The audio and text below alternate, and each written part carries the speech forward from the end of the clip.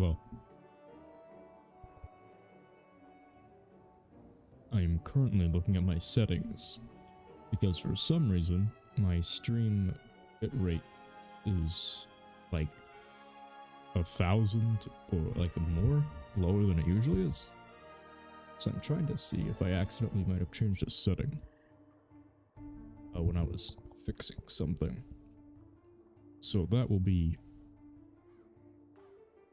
figured out in a second. No, it should be doing as high as it can, so if it's not very high, then it's just, I think, alternating on its own. Okay, yeah, it's about back to normal ranges here.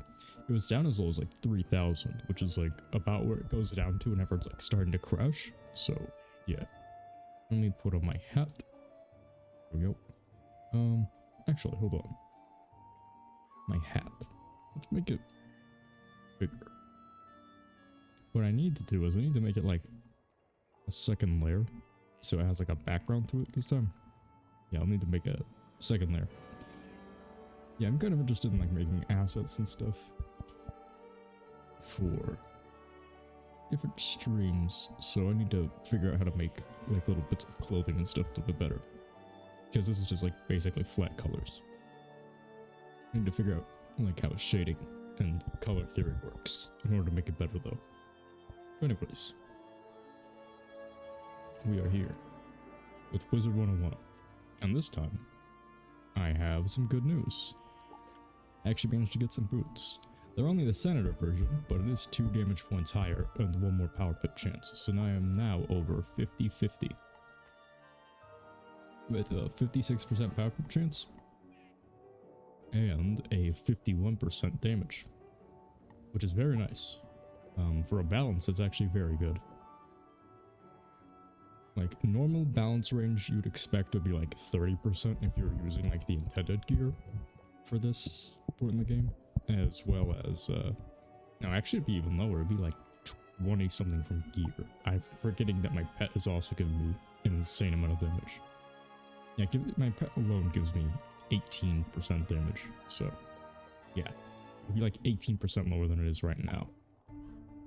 It'd be 28% lower than it is right now because of the Skyron Hosta, so it would be, yeah, it'd be like 23 would be like an average range for balance damage, like anywhere between 20 to 30, depending on what gear you had, if you were using the gear that was meant to be used when this game first came out.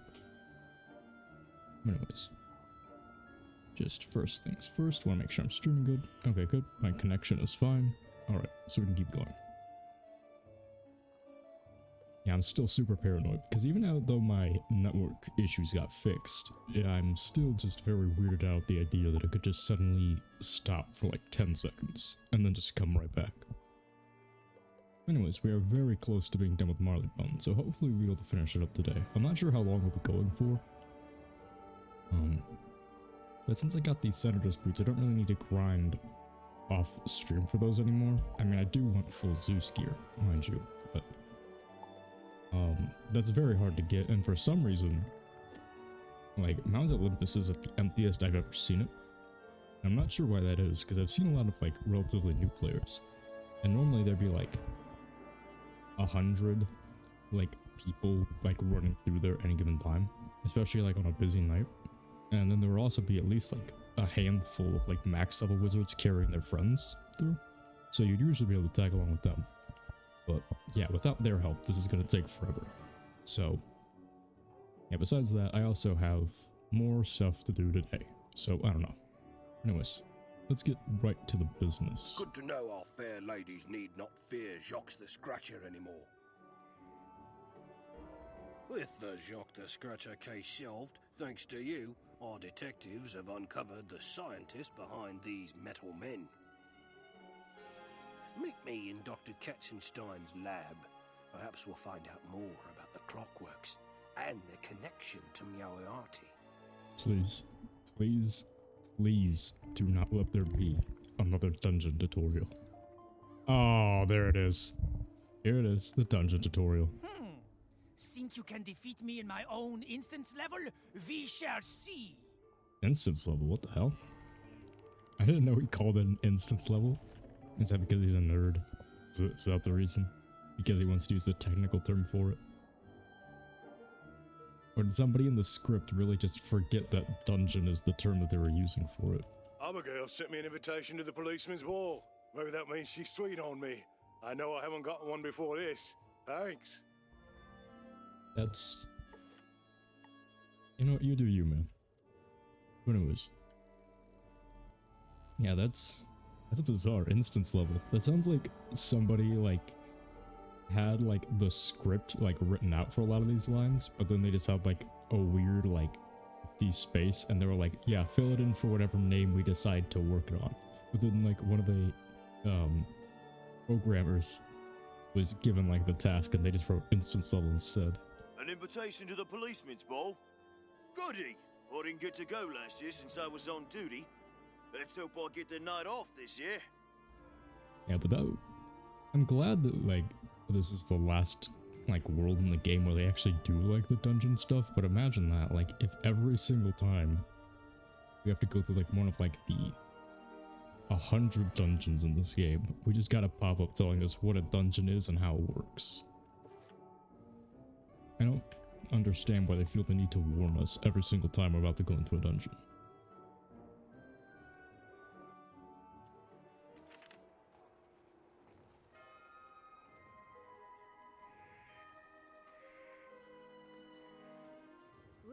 You've saved me from embarrassment by getting all the returned invitations out. All of our boys in blue should be there. All of them? But we didn't actually, like, hand any out to, like, all of the other ones. Oh no! I've just noticed that the finances for the policeman's ball are not going as far as they did last year. I need to plan smarter.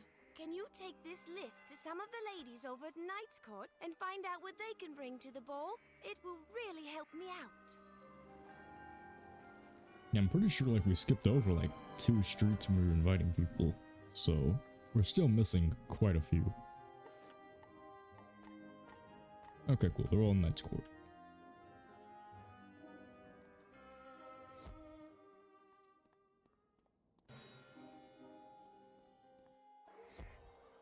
Yeah, so it should be pretty easy. Oh yeah, another recent King's Isle news, unrelated to Wizard101, but kind of like side related, adjacent. It's like adjacent. It's vaguely related. Wizard101 and Pirate101 are both going to be getting, well, not Wizard101 Pirate. Wizard101 has been getting consistent updates, but Pirate101 is going to start being updated again. I never played that game, like I mentioned before, but that is actually very exciting news for the people who, for some reason, were fans of it and stuck on for like a decade without any content. You say the policeman's ball needs some assistance? I will supply it with my best china and silverware. Please tell Abigail.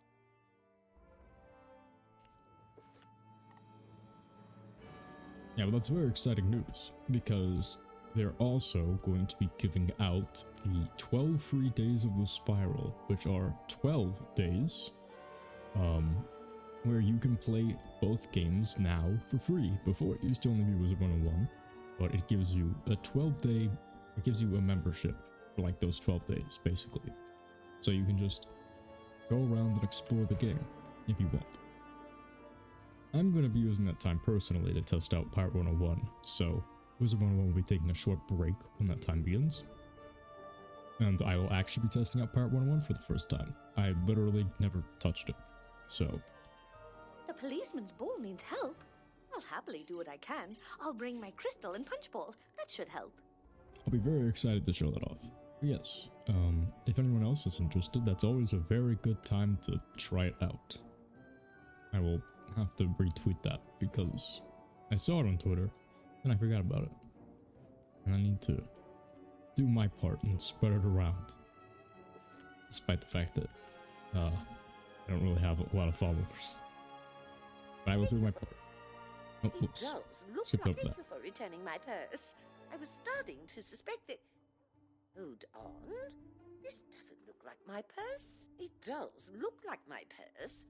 But there is a coin purse in here that belongs to Emily Chesterfield. I'm not sure what happened, but I'll return this to Emily when I see her. I'm sure there is a story behind this purse, and I'll probably find out about it in due course. Thank you for all your trouble. The policeman's ball still needs some items. Smashing! I have a large number of table settings left over from my last bash. And that should be all of the current ones. But wait a minute. That's right, this was broken last time. Let us see if resetting the game actually managed to fix it.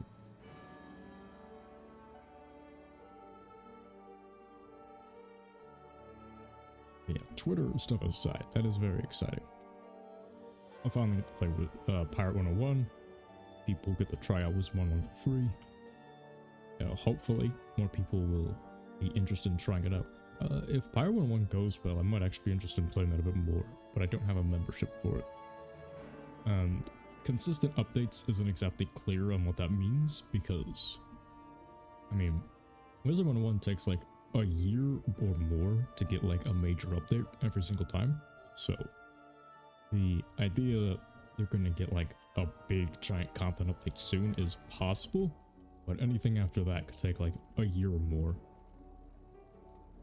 It's part of the reason why I suggest only doing like a month at a time, because really there's like I mentioned, there's like a month worth of content on any given character. So, or like 2 months, let's just say, for one character.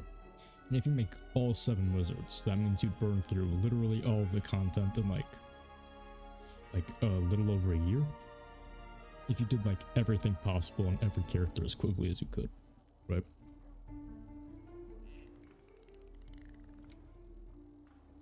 But after that, you're basically going to be like left with another like year-long membership. So say you do like the 1 year membership and it takes you 14 months, you'd still have like 2 months after that, and then you have like 10 months of just wasted membership basically, because there's not going to be any major content updates at that time.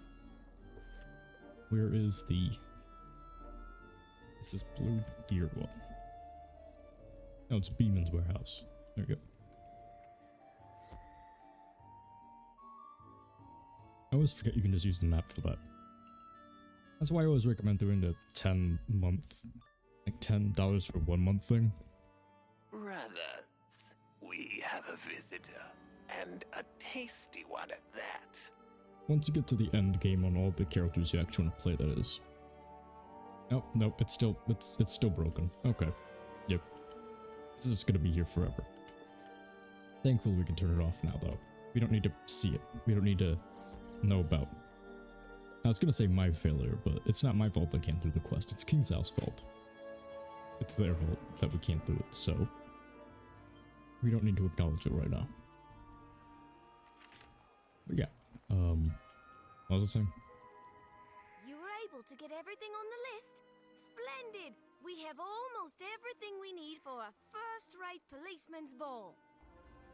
You know, if we were to have David Beeman and his fiddle, this would be the best ball we've ever been able to pull off. Oh, come on. If we were able to do the spider quest, we would have been able to walk back to him quickly and efficiently.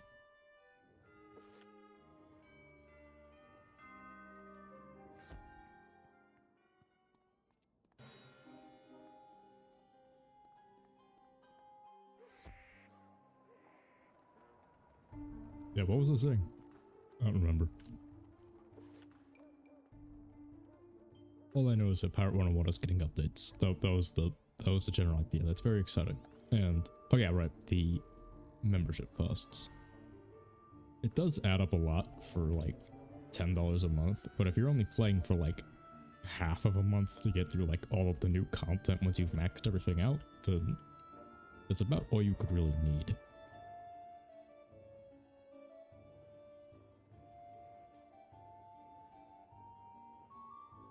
Yeah, Pirate 101 is getting content updates. That was the general point. Lots of people are very excited about that.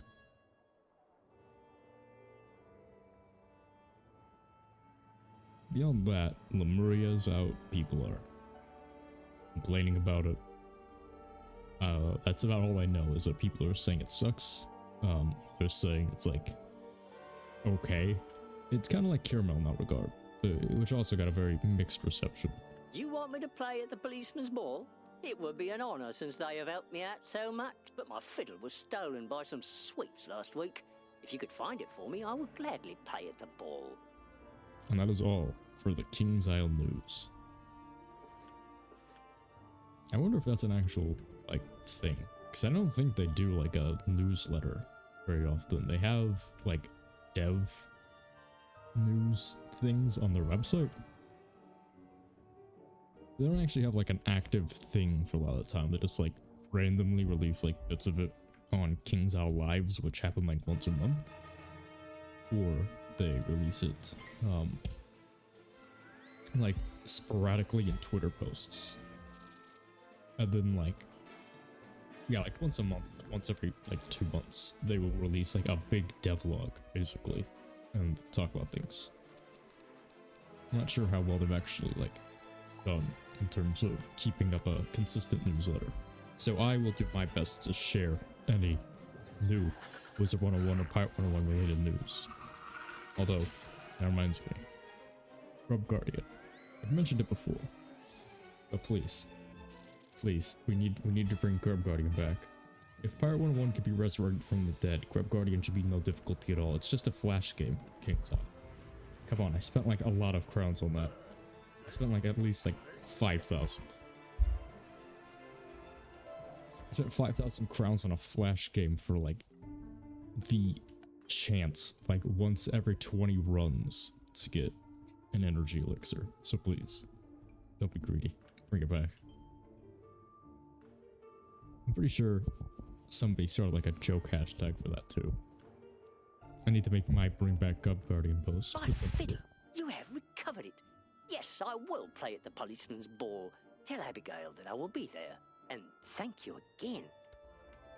Yeah, so with the bring back Grub Guardian thing, that is all the King's Isle news officially that I have. David Beeman will be there with his fiddle. Splendid! This will be the best party ever. Without you, Marleybone's boys in blue would not have the party they deserve. Thank you for all your assistance. Sure, no problem. Is this deck good? No, not really. And also I already have one. I'll just... There you go.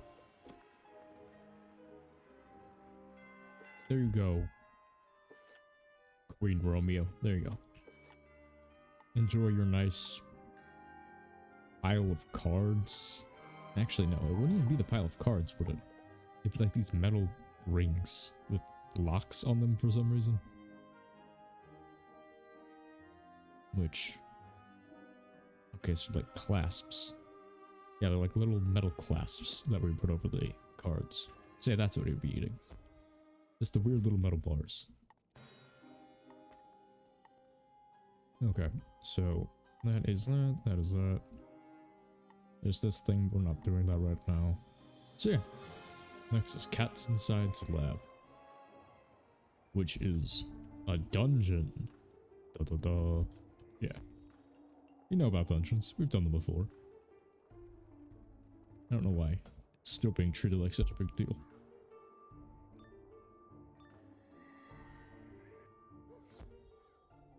Let's go. Okay. So first we need to find Watson in here, so we can do this part. And this dungeon is actually pretty interesting because, like a lot of other parts of Marleybone, it tried to do something a little bit special, where it was a lot bigger than the previous dungeons, and they had more puzzles and stuff. But there was also like hidden content. I think it was in the Ironworks is the name. I mentioned how like one of the secret doors, I believe, used to have a chest or something back there, which would like encourage players to like discover it, but at some point it got removed. And I believe there's a similar case of something being removed in this dungeon. I hope you didn't have any trouble reaching me. Now, how the deuce will we reach Dr. Katzenstein himself? We haven't got the right combination to enter this place, and no time to dally. Take this turnkey and go forth. There is a metal man known as Firegut who has some sway on these rooftops. Maybe he knows the right combination. So is it this way? Yeah, it's this way. Presumably. We need to do the actual instance quest. Yeah, there's another hidden location in this dungeon that you can get access to, and I believe instead of a chest or anything, this one gives you access to a boss. But I haven't done it in a long time, and I got pulled into a random battle.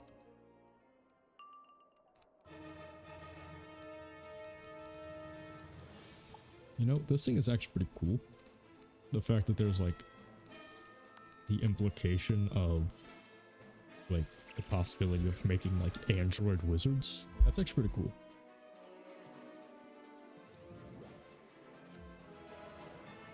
Like, I mean, everyone and their mother in this spiral can cast magic, right? Or at the very least, like, do magic tools. That's a fun little bit of lore, actually. The thing about, like, wait a minute, if these guys can't cast magic, why are we having a magic duel? So, the way that it works is that in Avalon, we actually get some pretty heavy implications about how this is actually working. So, we are a wizard, and we were summoned into the spiral, at least, to be a wizard. Because of that,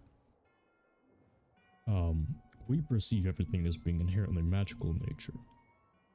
But you'll notice, like, the people of Marleybone mentioned a lot of things about, like, science, and, like, the people, like, the guards of Wizard City, right, who are actually, like I mentioned, like one of, like, very first streams of this.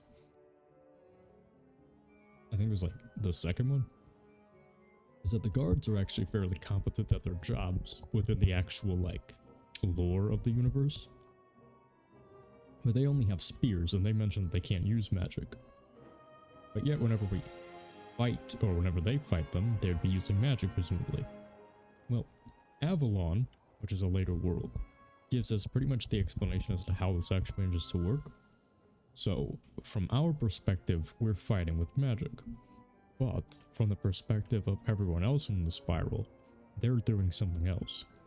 So, Avalon is based around, like the King Arthur Sword of the Stone type of stuff, right? The flames will consume you in defeat, little one. And because of that, they perceive everything as being like knightly battles. So, you know, during the quest line, for instance, you get the Sword of Kings, you get armor and stuff, you get like weapons. And you know, like right now, we have a spear, we have like gladiator gear and stuff. Or more specifically, this is like a toga. So from the perspective of the people of Avalon, or the people of Aquila, we would be like fighting them with our spear, right? Or in Avalon, we'd be fighting them with swords and stuff. But from our perspective, they're casting spells. So it's a bit weird, but it's actually pretty simple when you think about it like that. Here. Think about it as this thing is holding a stick, right? So from its perspective, it would be like a bonking us with it, right? It'd be like hitting us with a stick. But we are seeing it as this. But both are technically true. The spiral is just very weird. The spiral is just a very weird place.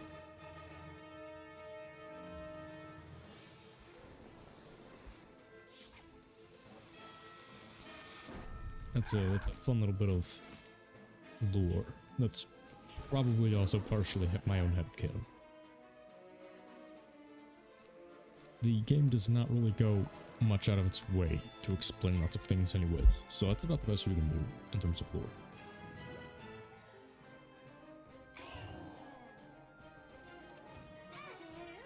It's also the explanation as to how Pirate 101 makes sense, because it's within the same universe and same general timeline. Now that I am defeated, I have no choice but to reveal the combination.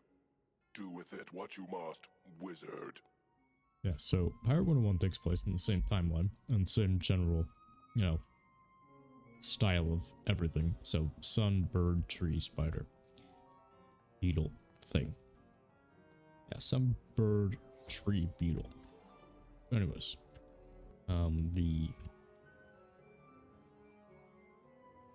Yep, okay, yeah, it still gives us the combination.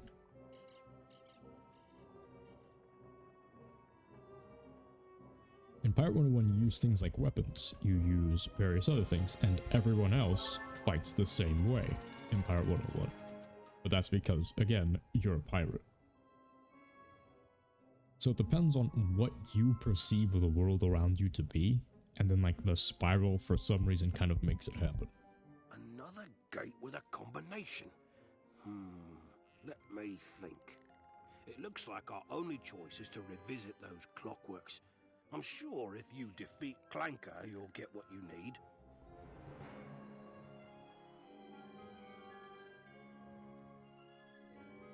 Yeah, I forgot what I was talking about before then.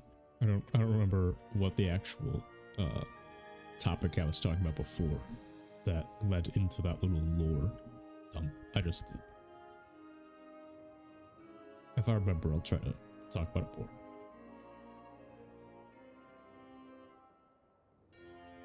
But yeah, it's surprising. We're coming up on the end of 2021.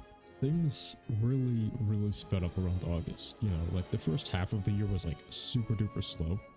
Like one of the slowest years I've ever experienced. And then like around August just came and went. And then it was suddenly September. And now it's already December. Which is pretty cool. That another year has managed to come and go that quickly. Hopefully, next year will be a little bit more consistent. What? Where am I going? I went to the same place thinking it was this, but... Oh, I see in the little clock tower thing down the way? Okay. Yeah, it's that thing. You can see because of the blue.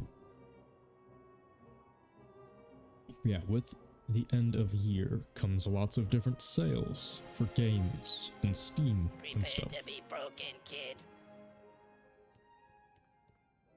However, there's one game specifically that I have my eye on, because when it was Black Friday, I was expecting it to be part of one of the sales, but it wasn't, weirdly enough. Which is Spider-Man for PS4.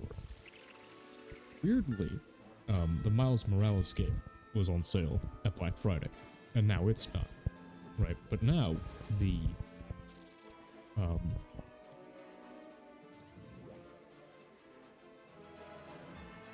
original PS4 Spider-Man game is now on sale. So it was very weird how they kind of just split that up on purpose, it seems like.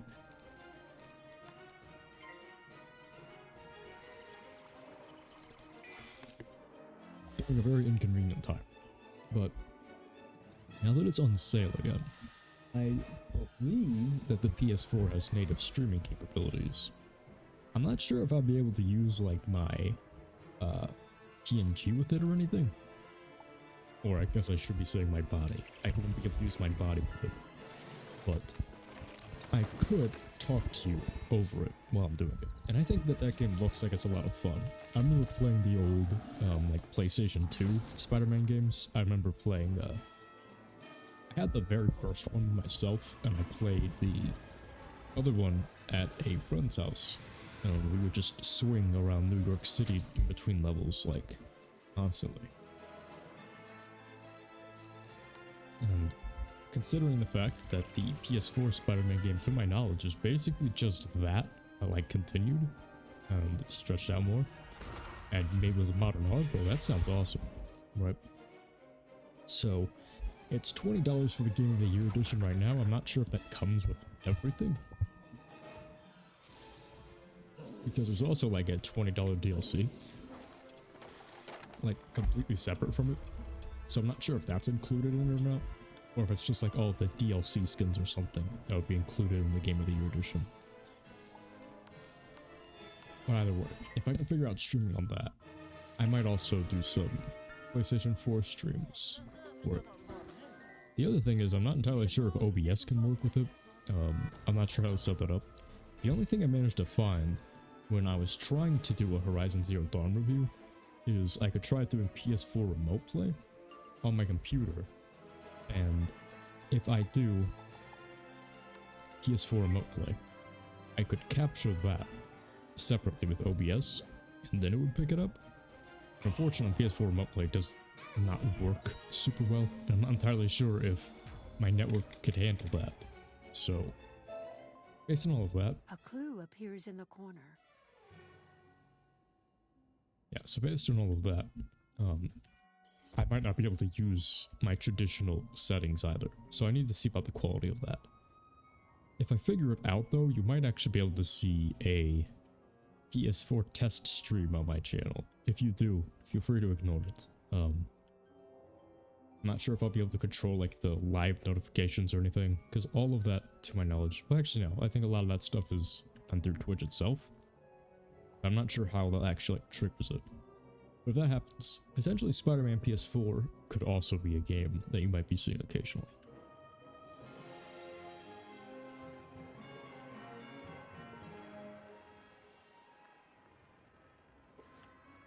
Anyways, let's see. What about this stuff? Nice. Okay. Yeah, lots of stuff individually that I'm working on. I'm also working on an alternative to the Discord talking thing, which is, if you don't know. Jolly good. Now, let's get to it. Open that door and find Dr. Katzenstein's lab. Yeah, if you don't know what the Discord add-on is, it's basically a thing where I'm not entirely sure how it's coded, although realistically speaking, I could probably make it myself. It seems pretty simple, all things considered. I'm just not very good at coding. I picked it up a little bit, and then I just stopped working on it entirely. But with that, it's basically a system where you take your image and then you use Discord as an extension for it, and it will basically do a duplicate of your image, but like lit up, so it can make some amount of sense that you're talking, so it like emulates movement, so there's something to look at, even if you're just like a flat lifeless image, as I am. However, unfortunately, the way that that program works is that it seems to hook the image that it's using based on a black weird outline thing, and because of that, it actually cuts off the top of my head whenever I'm trying to use that one. However, there is a new program I found that if I make some more frames, like a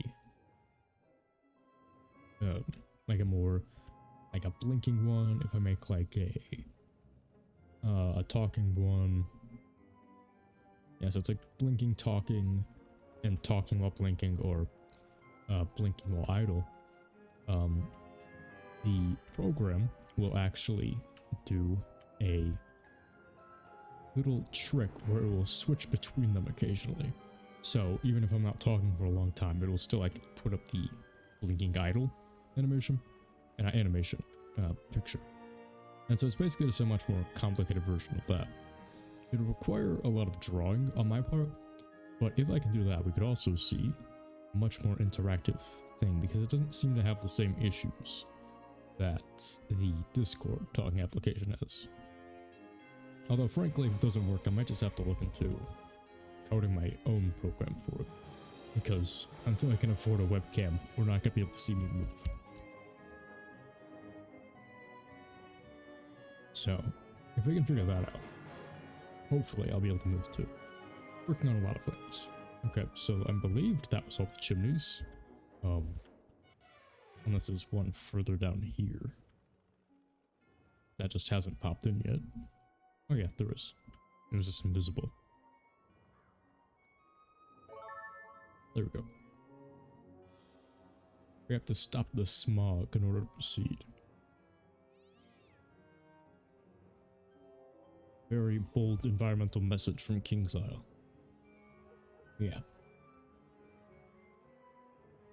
Still working on lots of stuff. Like that. Okay, and here we are. We're basically at the end right here.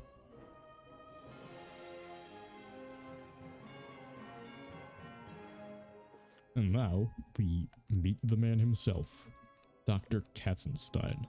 the monster. The absolute. I've got the brains and the brawn. You stand no chance. Okay, did that again.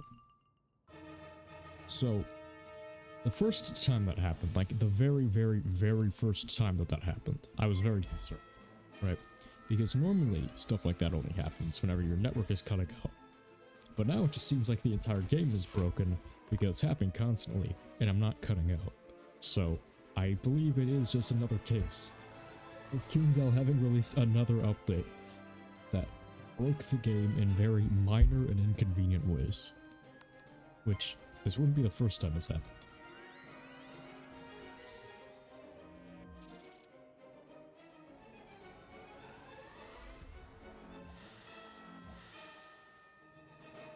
Like, I get the appeal of, like, releasing big, individual, like, big condensed updates for everything. But frankly, I think from a practical perspective, it would work out a lot better if they just, you know, did their best and just released the world individually. They released the, what's it called? The quality of life updates individually. You know, they just did their best like that. That seems like it would work out a lot better for them in the long run. Because they tied this UI update to the Lemuria release, which potentially is what's causing a lot of these issues.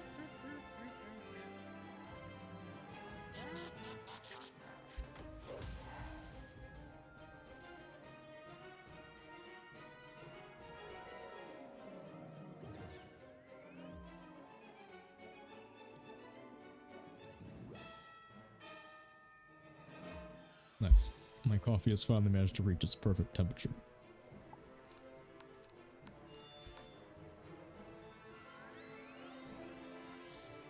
Oh yeah, speaking of video game news, I am like the only person I've actually met so far in my entire time on Twitch that actually plays Dokkan Battle. Or it's a very funny news for Dokkan Battle, speaking of updates. Thanks to the very bizarre schedule that Dokkan Battle actually follows. Nice, 3k damage from a sandstorm. That's very good. Please don't hurt me, mighty wizard. I can help you. Me, Grunk. I watched my master build clockworks. I can do the same for you. We build a clockwork, yes? And it'll tell us where the other clockworks went. Let's talk to this guy first. Yes, I remember now. We need clockwork parts to build a clockwork. They used a very weird, like, voice-changing effect on him. Parts are in crates. Find crates and bring crates to the center platform. Sounds like they cranked it up a bit. Maybe sped up the audio and then added, like, a little effect to it. A little echo to it. Which, speaking of, I believe I can actually do a similar thing. This volume is entitled Modern Marleybone.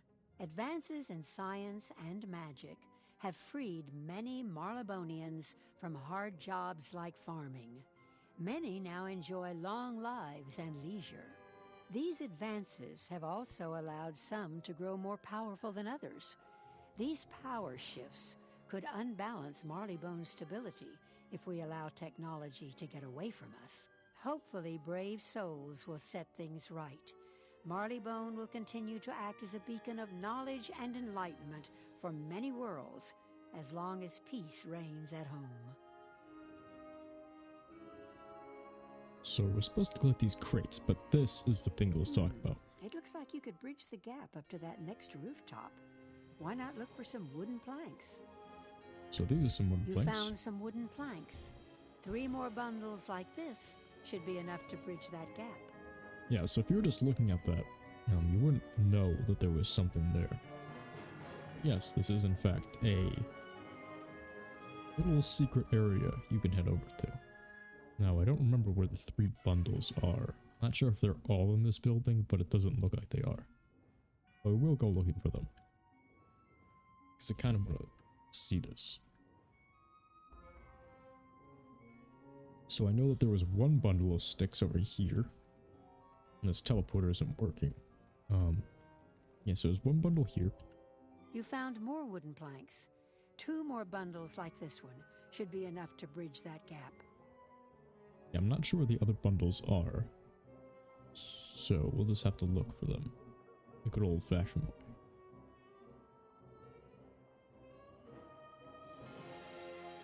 Keep our eyes peeled to figure this out. Yeah, but this is what I was talking about. This is actually pretty cool. Like, there's not a lot of interactive areas in Marleybone's dungeons like this. You found more wooden planks. 1 more bundle like this should be enough to bridge that gap.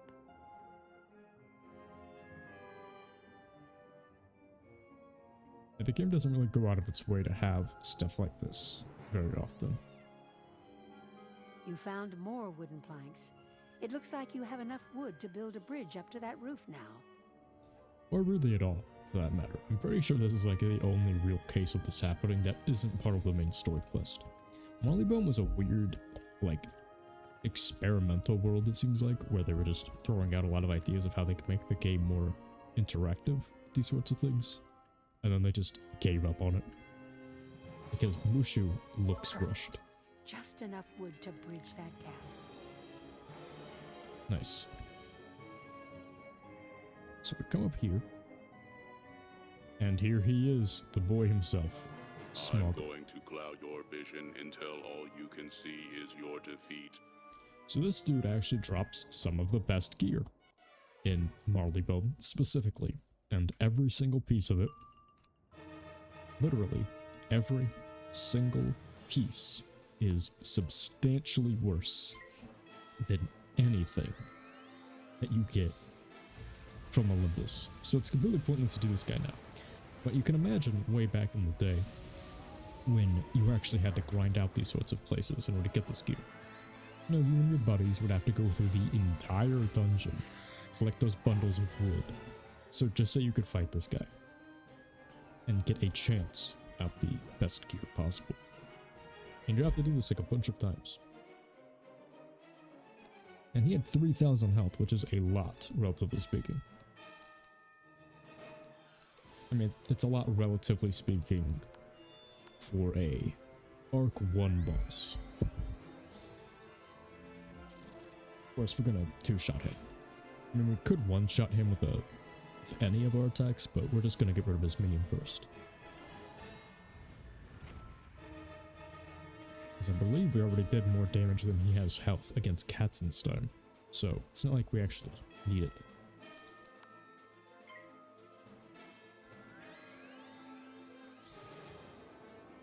Yeah, but for us, this dude's a total joke. Remember when we were struggling against literally everything? Well, now we're not going to struggle against anything else for the entire story. We might have like a little bit of trouble by the time we get to Malastare, but that's a hard maybe. Or a very soft maybe. Whichever level of density and toughness be appropriate for that maybe. I'm not sure which term would be better. It's unlikely we'll have any trouble, is what I'm trying to say.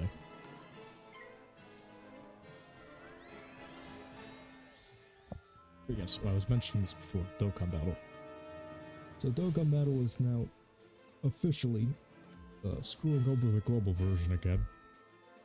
You know, which isn't unexpected. It's actually kind of a normal series of events at this point.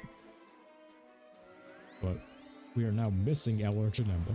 No, he just doesn't exist. We just got done with the Fusion Reborn celebration. And we got Gogeta, you know, we got everything else. But Janemba didn't come out.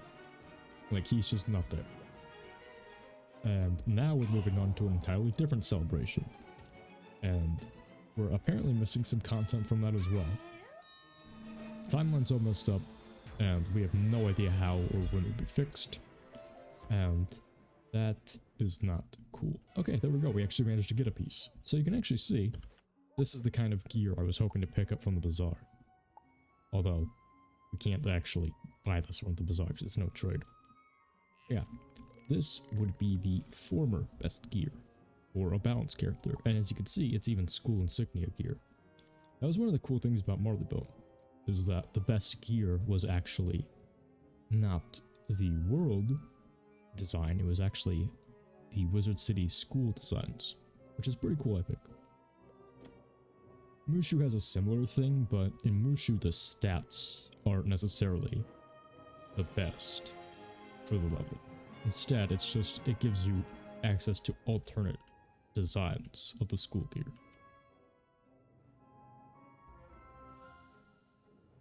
See? Grunk knows how to make a clockwork.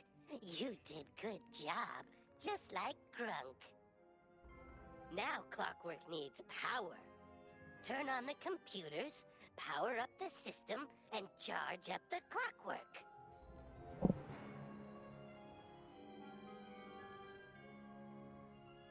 Yeah, there's a whole lot of shenanigans going on with these sorts of games recently. We're just not getting the content we're supposed to be getting. The updates are breaking the game. No, 2021 has not been a good year for lots of things. Unfortunately, we're ending it on kind of a weird note, it seems like, for a lot of things too. Oh wow, that is very bright. It's hurting my eyes. I feel like if you had epilepsy, this would be really bad for you. Must get to Big Ben to defend Master. See? I told you Clockwork knows. Meowiarty is in Big Ben Clock Tower. Go tell your master what you know, and don't bother Grunk no more. You have no master? Maybe I not have one either. Suggest you go and find one named Watson.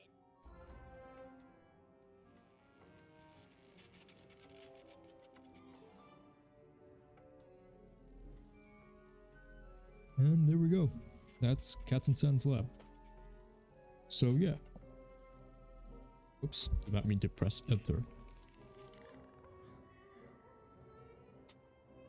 That is Cats and Sons Lab, and that is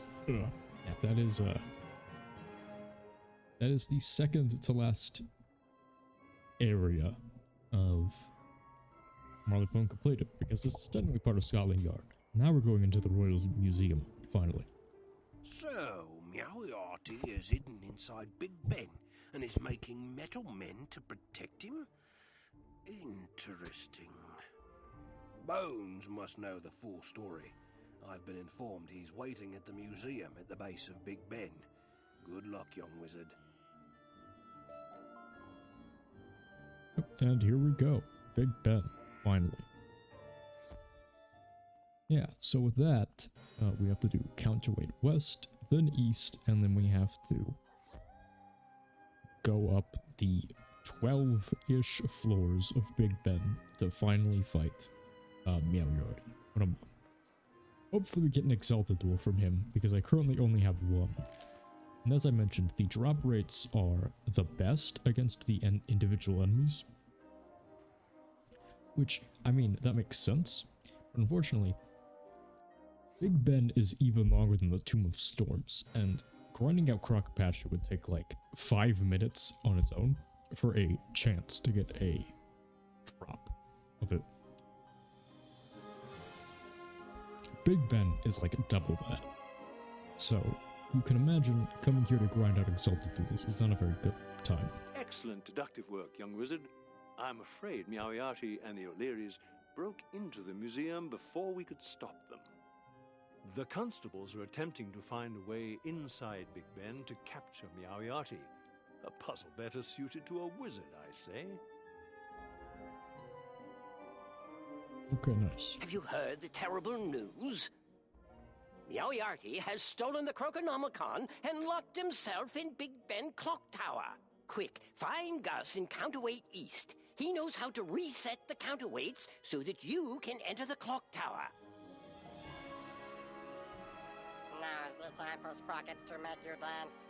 Dance to the tune of your undoing, slow-thinking human. You will have naught but defeat in the dungeon you call Counterweight East.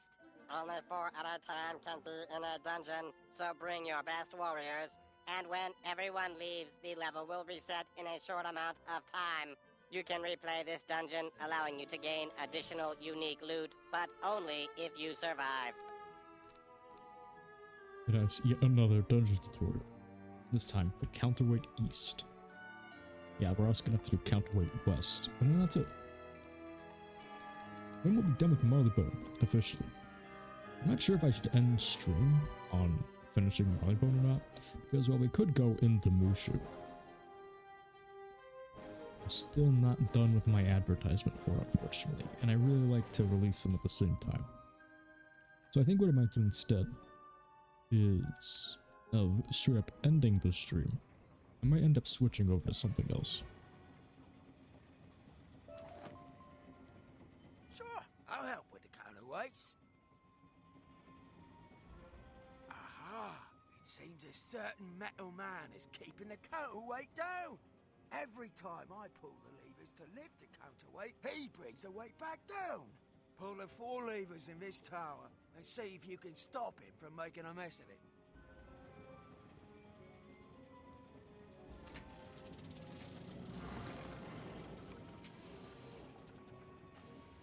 So yeah, I'm not sure if I'll switch over. I mean, I don't have to do it, obviously. You know, I could always just use my free time later to release it.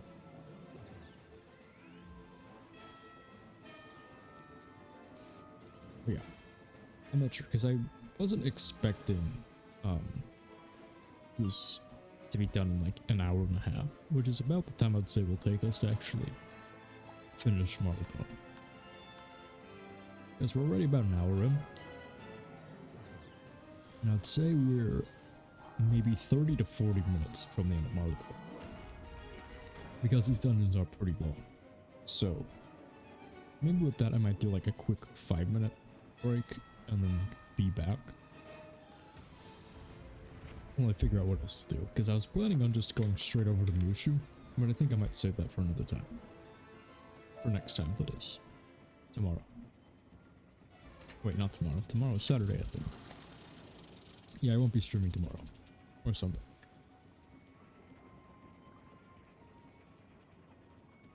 I mean, actually, I might stream tomorrow. Or something. Randomly, though. It's not going to be like a consistent thing.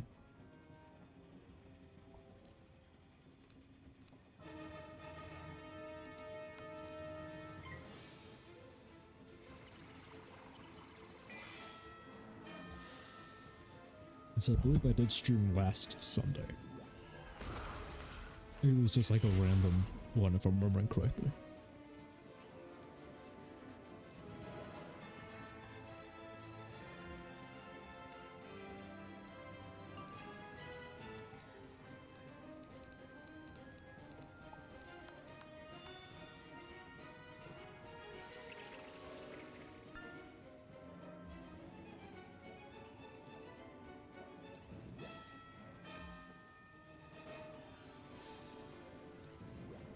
Come on, really? A weakness right before I'm about to attack. Classic. Anyways. That did not do as much damage as I was hoping. Nothing's that weakness. So I'm gonna have to judgment him. Hopefully this actually manages to kill him. Again, we don't really have any good options for balanced enemies still. And even then, we have the best one currently. Our Hydra really is going to be our absolute 100% best option for dealing with all balanced enemies that we encounter for the entire way up until we get our Shadow Spells finally. Because the only spell we would get that would hypothetically be better would be the weird doll one. I'm forgetting the name of it. Oh yeah, it's Nestled Fury. That's its name. Nestled Fury, but you only get that at level 108, which means we would already have had our Shadow Spells for 10 levels. So But even by the time we'd get that better option for dealing with balance enemies, we would be unable to actually use it because we would already have switched over to the real point of this challenge, which is to use shadow spells as much as possible, or exclusively once we get there.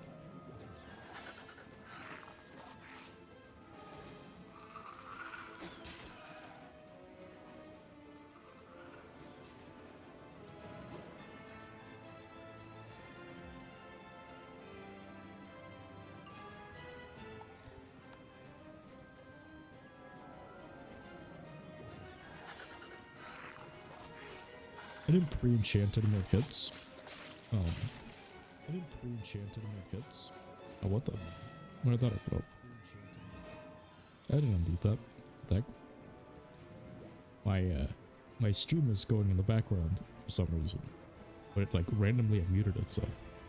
I don't think I have a hotkey set for that, so I don't know. Anyways, I only have like, how many sandstorms? I have 2 plus whatever, so I have like 15 left, right? Or like 13. Gus shouts out from below. That should do it. I'll go teach that metal man a lesson. I only have that many hits left because I didn't pre-enchant anymore. Partially because I ran out of time, but also because I need to buy more monstrous cards. I'm almost out of them, relatively speaking. Because say I did re-enchant all of my sandstorms with this, then I'd have to go out and get more. And I just didn't have time to. I have to mess up your pretty little hat, but I do. Because of the way that buying up monstrous TCs actually works, I didn't have time to do it on my actual main account.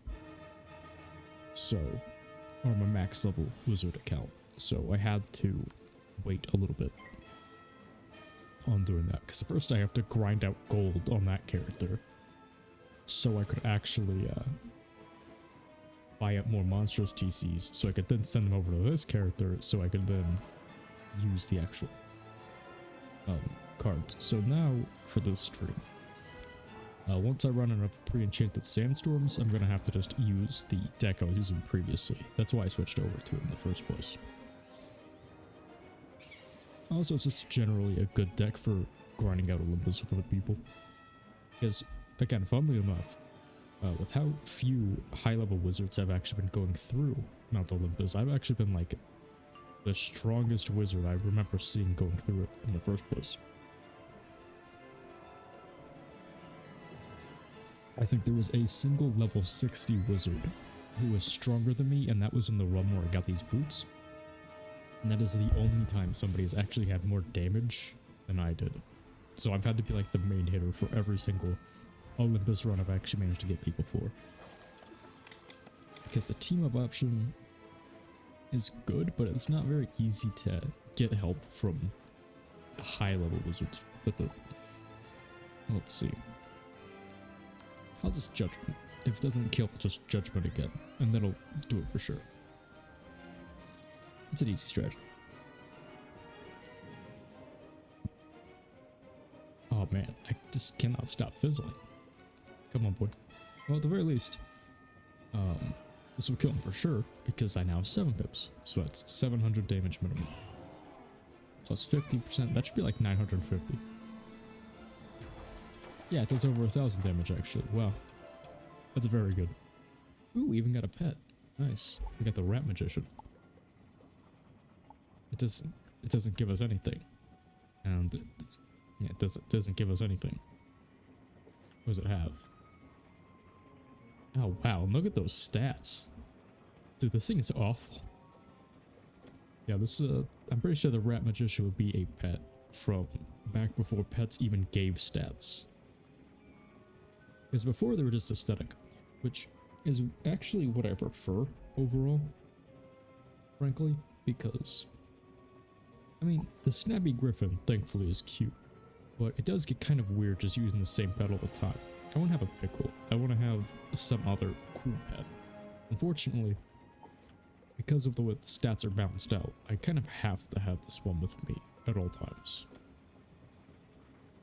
I don't have to necessarily do it now, but I do have to have it with me as much as possible. So that's unfortunate.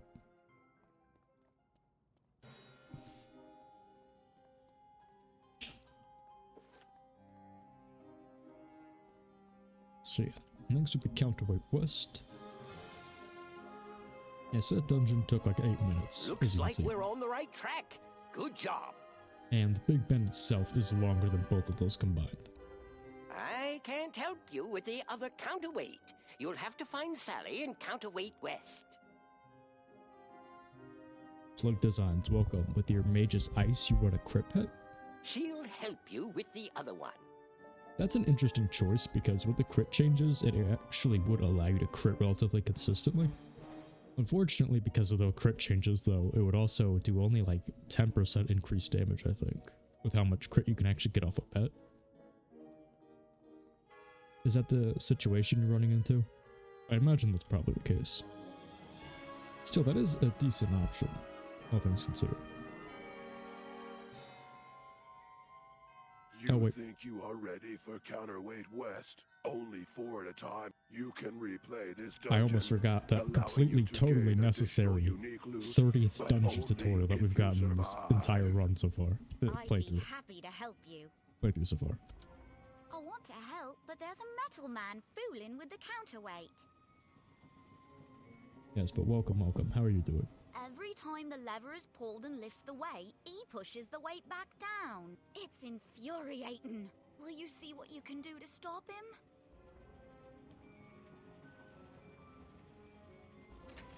Yeah, the crit changes were a bit weird. I mean, it is nice to have a 95% crit chance again, because they nerfed it into the ground before, where even with like max crit, you're only doing like 50%. But, yeah. I don't like how you can do like a minimum of like 5% increased damage on crits now. I do kind of miss the days of just doing double.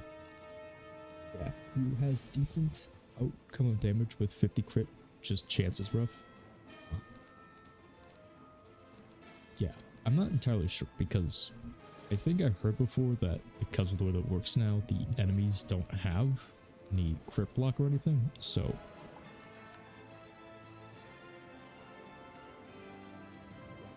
because of that Mark 12.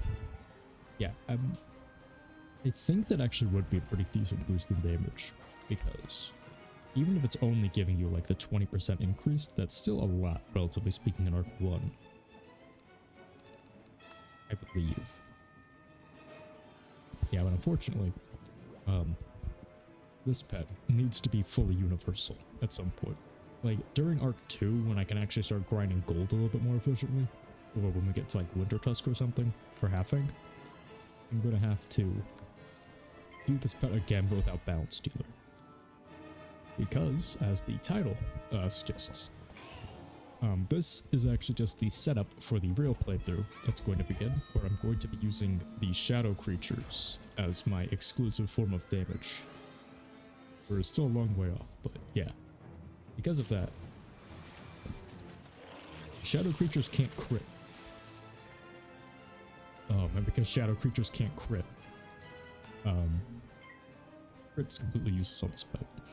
But works really nice with healing them. Oh yeah, that's actually a very good point. I completely forgot crit healing's even a thing. I've never played a life, really. But yeah, no, that's actually really smart, now that I think about it.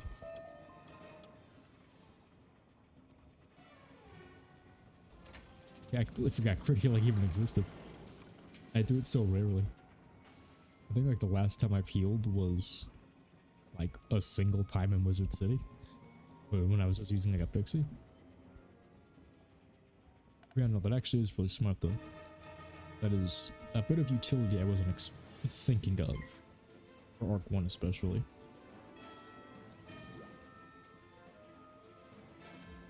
You run your Ice with Life Mastery for tank? Smart. Life Masteries are always good too.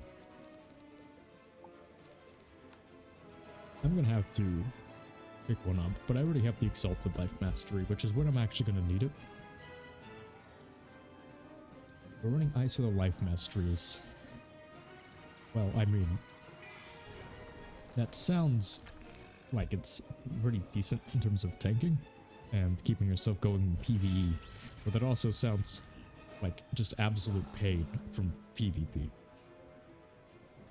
Like, that sounds like one of the nightmares I had whenever I actually had to go through PvP to get my participation trophies. These unkillable ice wizards. Yeah, I'm guessing you run, in that case, because you have crit. So are you also running resistance for tanking, or are you just, like, doing the tanking, like, with the basic resist you get? You run PvP a lot, figures.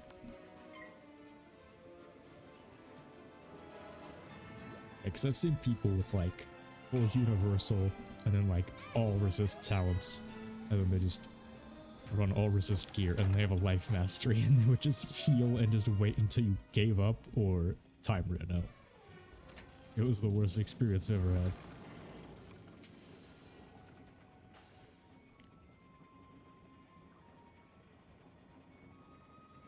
Oh no. Oh no, come on, please. Let me get this out. There we go. I wasn't expecting 3 of them at a time.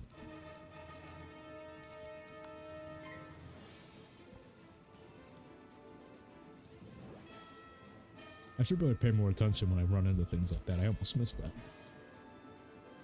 I mean, it would have only been like 2 sandstorms, but I only have about 10 left, I think.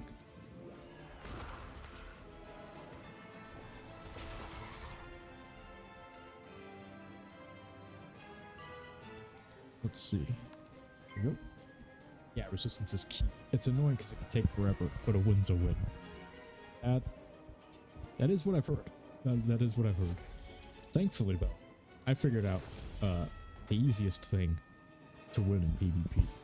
Because I just wanted to craft the Revered one, is I just had to be in it. So I figured out the real way to win was just AFK in the tournaments. I'll just join them, wait for a little while, come back, and then I get all my tickets for free. I don't even have to try. And I still get what I want. So that's a win too, in my book.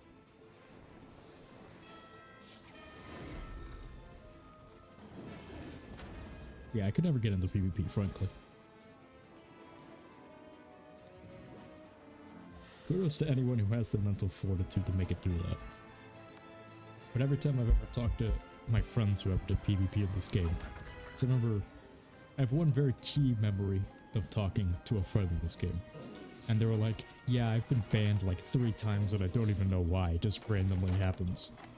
And then we were trying to figure it out, because I was trying to like, oh, I don't know, it sounds weird to contact support about it. And then they were like that. And then, just out of curiosity, because they seemed like relatively nice person. From below. That should do it. Now report back. But first, you can teach that metal man a lesson or 2. It's just out of curiosity, because I knew it could happen. I asked him, you know, do you do PvP? And he was like, yeah. And then I was like, well, what do you say in PvP? And then he just kind of went quiet for a few minutes. And then he was just like, oh yeah, that makes sense. Nothing can save you now, wizard. Come fight me. And if even like a relatively, you know, chill person can be turned into that by PvP, I'm not sure I'll ever get into it.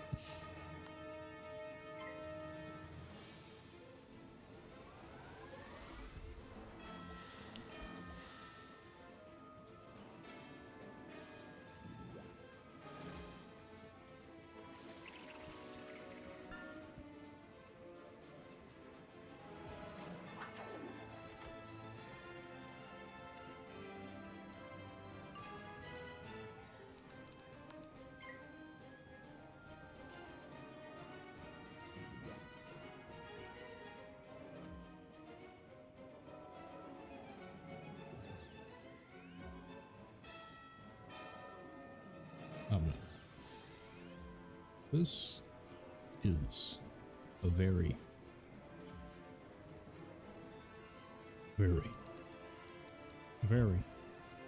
long portion. Man, I just keep getting hit with these weaknesses too. Sandstorm time. I don't see any reason to put it off. We'll just sandstorm and kill the minions first. If we can. With the weaknesses, I'm not sure. Let's see. I killed one of them.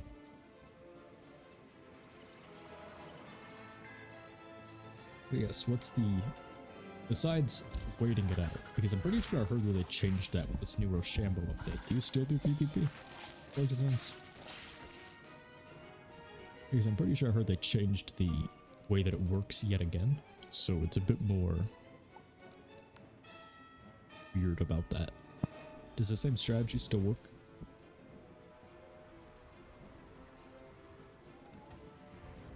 When I first saw the Roshambo Spells, I thought they were a cool concept, right? And I was very excited about them because they looked cool until I found out they were PvP only. I get why they were made, right? And I get why they're PvP only from like upper, like from like a design perspective. I kind of understand why they did it.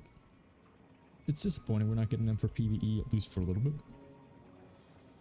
But yeah, I am kind of curious since I don't really touch PvP. Have you gone in and tried it out since then?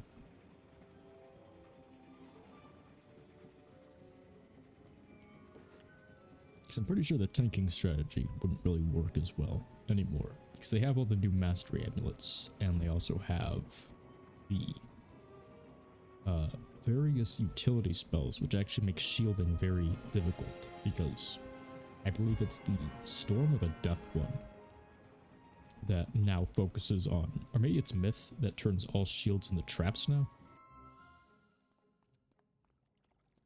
So I believe the tanking strategy won't really be viable anymore because of that. I don't know, I'm sure somebody will be able to figure it out.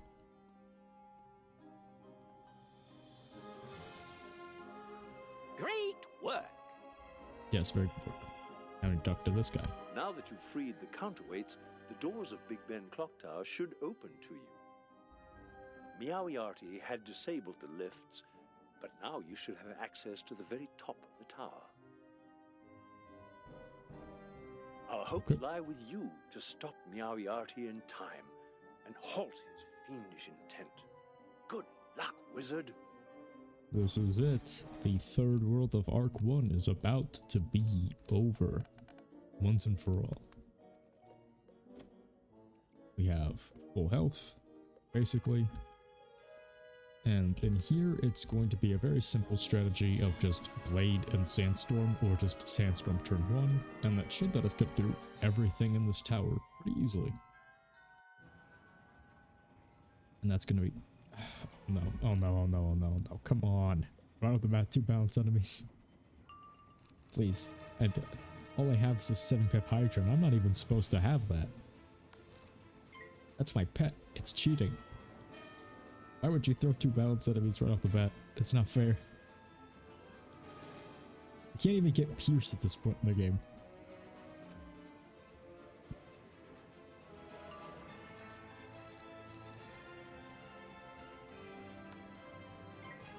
We can't get Pierced or anything. It's just not fair that we have to fight so many of them. Of course, this is just a prelude for what's going to be happening in Celestia. Whereas, instead of every once in a while we have to fight nothing but balanced enemies, some areas are all balanced enemies. So, that's annoying. Thankfully by then we'll be able to have access to Waterworks gear, which is just this, but like 3 times better. So with that, we'll be doing great. Okay, cool. So that is battle 1 out of like 13 though. Say, can you act as a distraction? I can make my way up to the maintenance areas if you take the elevators. I'll see if I can get ahead of them. Yep, cool.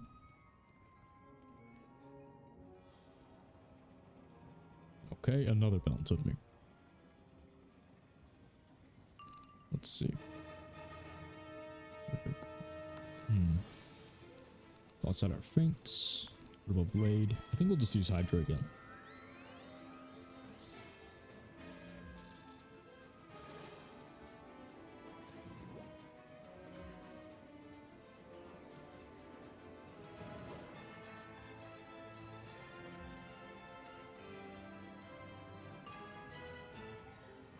Okay, let's see. Yeah, we'll just have to use Hydra again. But he put up a storm shield, so this is actually the one time that I hope I don't get the strongest hit. You have a 33% chance of getting it though. So let's see. Or maybe not. You know, I feel like it's supposed to be a 33% chance, but it could also very well be a thing where it's like a 60% chance for an ice hit. And then it's like a 10% chance for a storm hit and a 20% chance for a fire one, which would actually be pretty accurate based on my experience with it.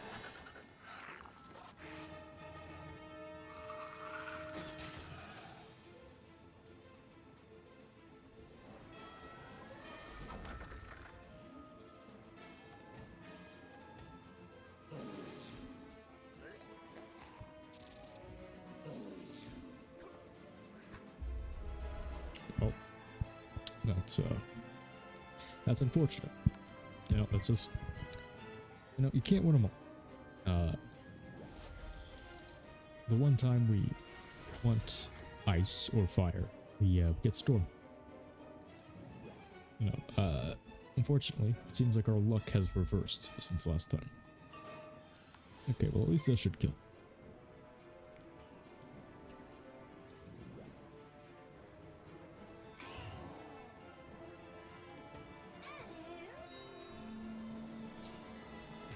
And hopefully, there will not be any more bounce enemies, at least for a little bit, so we can just focus entirely on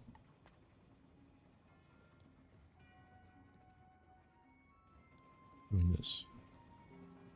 So we can focus entirely on our sandstorm strategy. Here, take this key.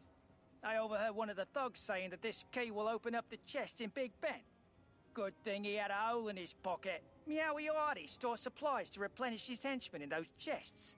Those supplies will help you to make it to the top of Big Ben. Yeah, this is again another weird gimmick. Really? Another one? Okay. Anyways, this is one of those weird gimmicks of it. Where it's just kind of doing its own unique thing in Marleybone. And it doesn't happen again at like any point later on that I can remember.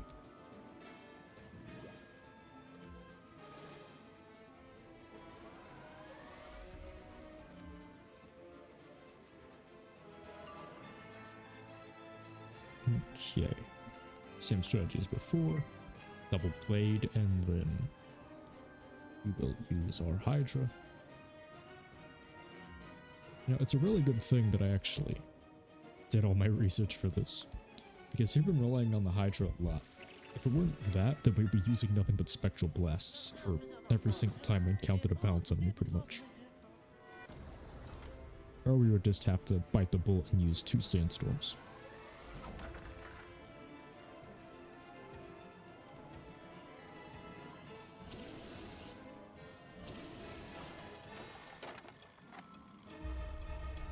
Okay, cool. At least this one will be a lot easier to kill with the one with judgment.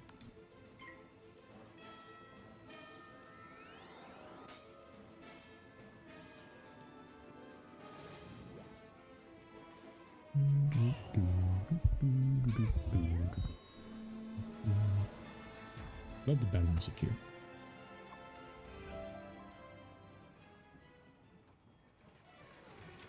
You know what? Oh, perfect. Finally. Something without a bounce enemy.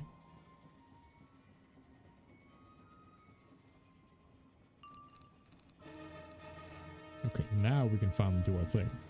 I think we still need a blade because these guys have a lot of health, relatively speaking. I mean, we're going to do way over the amount of health that they have with one blade, but I think if we did just a sandstorm without anything else, it would do almost all the damage, but leave them with like maybe 7 each. So instead of risking that. Then again, my damage is a bit higher than last time. Only by 2% though.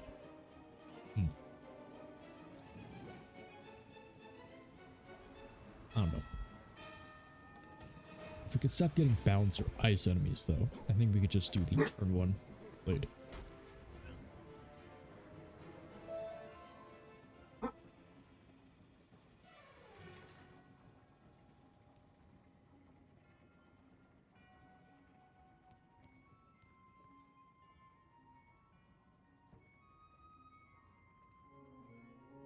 Hold on a moment.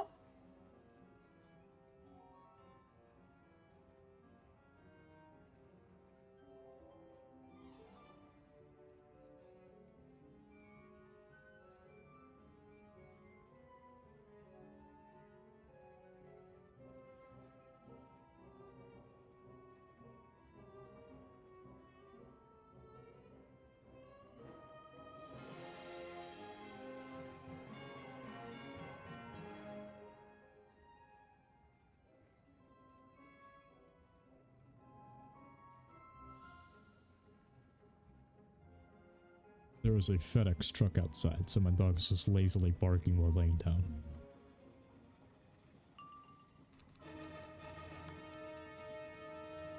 Well, this one's also a boss, and there is also a balance enemy again, so we shall do the same thing before, just Hydra, and hope this time we actually get fire or something.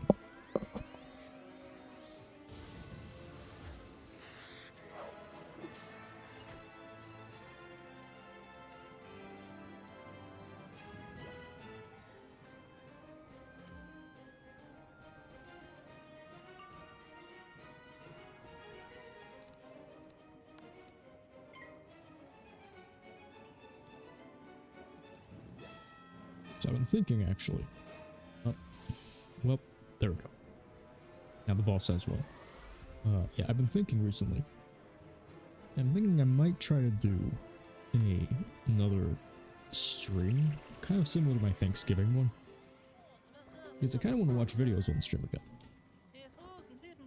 Because recently a topic has been catching my attention. And I've also been finding lots of good ones recently. I think it would be good to, like, react to and watch with other people. There's also one topic in particular which I want to learn about, but unfortunately the topic itself eludes me, and I don't want to look into it too deeply, like outside of video formats, because I think it'll be pretty funny. And I was figuring why not do both at the same time, and that topic is NFTs, because I keep hearing about them. And it's my understanding that they're kind of a weird source of drama. So I want to learn more about them, right? And learn what all this weird hubbub is about and why people are somehow making a lot of money on what has also been described as like a weird Ponzi scheme. I want to learn more about that.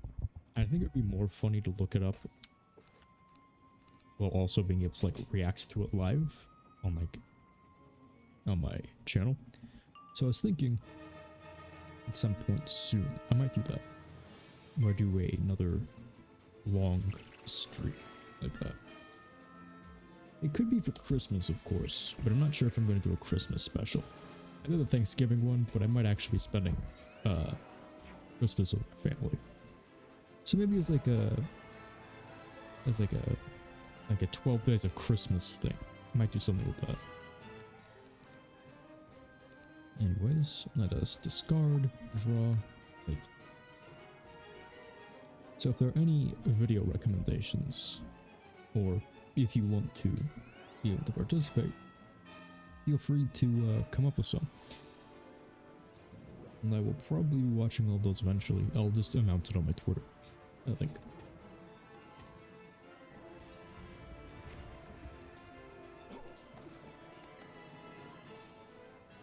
Okay, wow. Yeah, they managed to survive even with that. So, we'll just have to do the same thing again. That's awkward. Oh, okay, never mind. That one got a spirit armor. This is going poorly.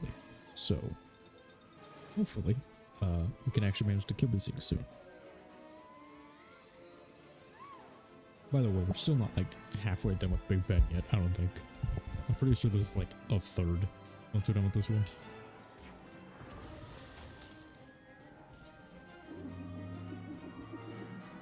So this is the process you have to go through. Like, even if you can one-shot everything in Big Ben, you have to go through this entire process every single time in order to get an Exalted Duel. And the funny thing is, the gear you get from Meowie already sucks, right? It's like the worst piece of the gear I actually need, but it's also the only good Shadow rating universal boots at level 100. so I still have to do it. Right?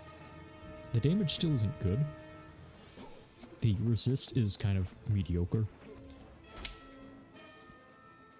But it's just the only actual option is the issue.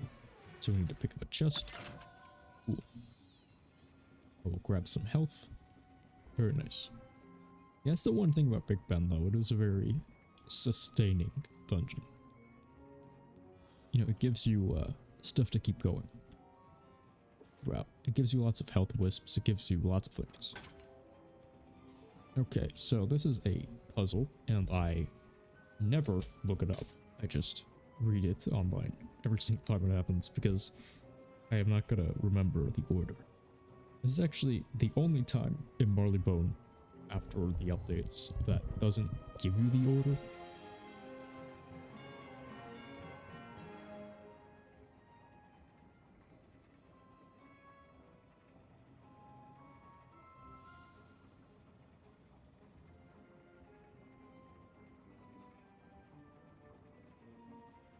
Okay, so this is Flake, Bird, Dog, and Moon, apparently. Where's the snowflake? Oh, here it is. Flake.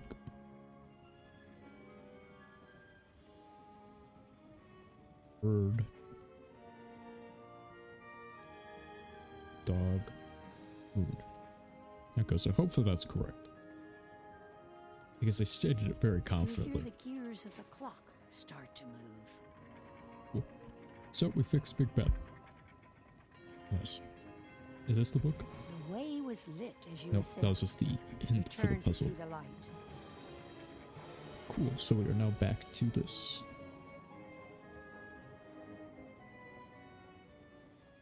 This being no balance on this. So let's actually try that. Let's try one shot at them with an unenchanted sandstorm. Or with a non-bladed sandstorm.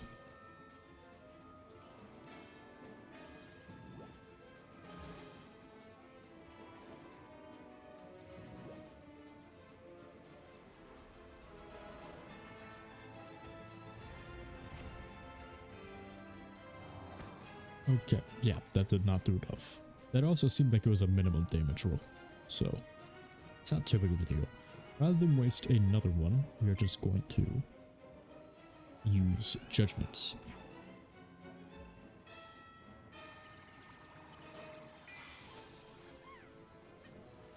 Yeah, because I think we have barely enough sandstorms to make it through the rest of here.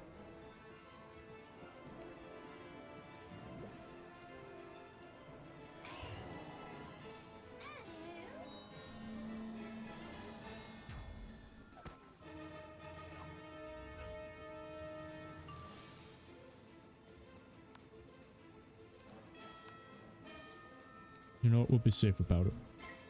We're gonna throw up a feint for no reason. Just to be sure that we'll be able to make it through that tower shield.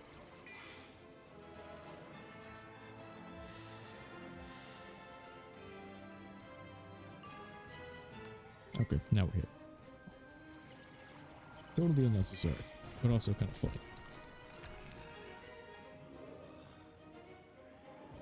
Okay, yeah, we're officially at an hour and a half, so we should be done with Big Ben in like the next few minutes. So my prediction was about correct. And we fizzled. You know what? I might have to just re-enchant some accuracy onto these cards, like snipers or something. Because I still have been missing a lot.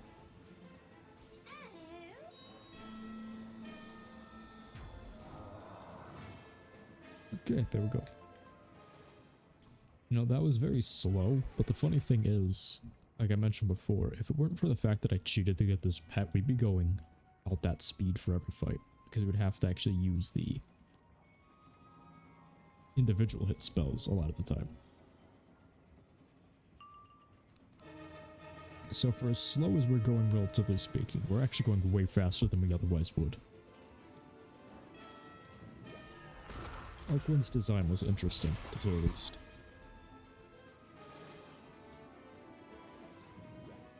they really didn't give you a lot of tools. And they still don't, really. You get access to your best tools a decent chunk later on. Although I guess it's not entirely true anymore, because after the buff to level 48, like in general, where they gave you the 7-bit AoE buff, and they gave you a lot of other things, including the other Grandmaster spell buffs. Actually, yeah, they have given you a lot of your best tools during Arc 1. That's actually kind of weird now that I think about it. Reminds me of like a Reddit post.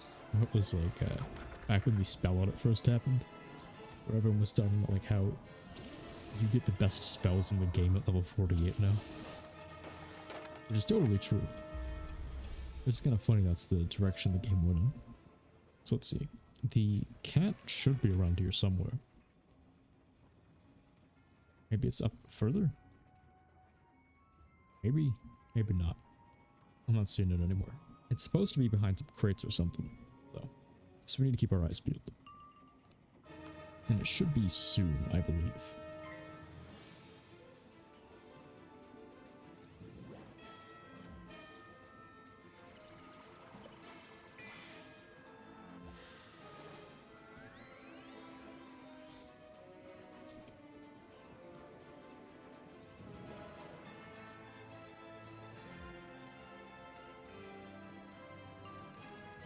Okay, very nice. So they should one-shot them.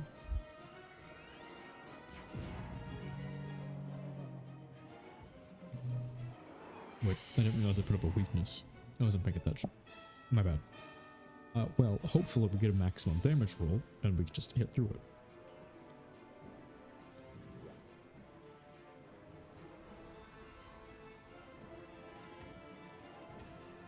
Alright, come on, let's go. Well, we got one of them. And these guys are left alive with like, yeah, 3 health. Literally 3 health each.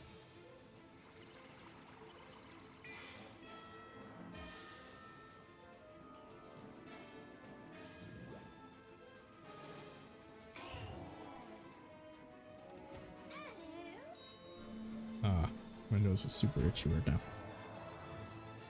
I think I've been developing allergies, which I've never really heard of it happening a lot later on in life. But yeah, apparently I'm developing something. Because randomly at times my nose will just get like super itchy. And like red. I'm not sure what triggers it, because it doesn't matter when I'm indoors or outdoors. It's like at certain times of like day or in certain areas, my nose gets like super itchy. Not sure where that is. I would take a Benadryl or something to help with it a little bit, because I don't use like regular allergy medications or anything. I just don't have them. Oh, yep, the cat should be right here. There we go. And that should be all of them, right? No, we still have the Digmore Station cat, because I never went back and grabbed that one. But yeah. The issue is if I take a Benadryl, it's going to immediately like cause me to start knocking out like live on stream. I could maybe take like half of one to help with it, but I think I'll just avoid it in general.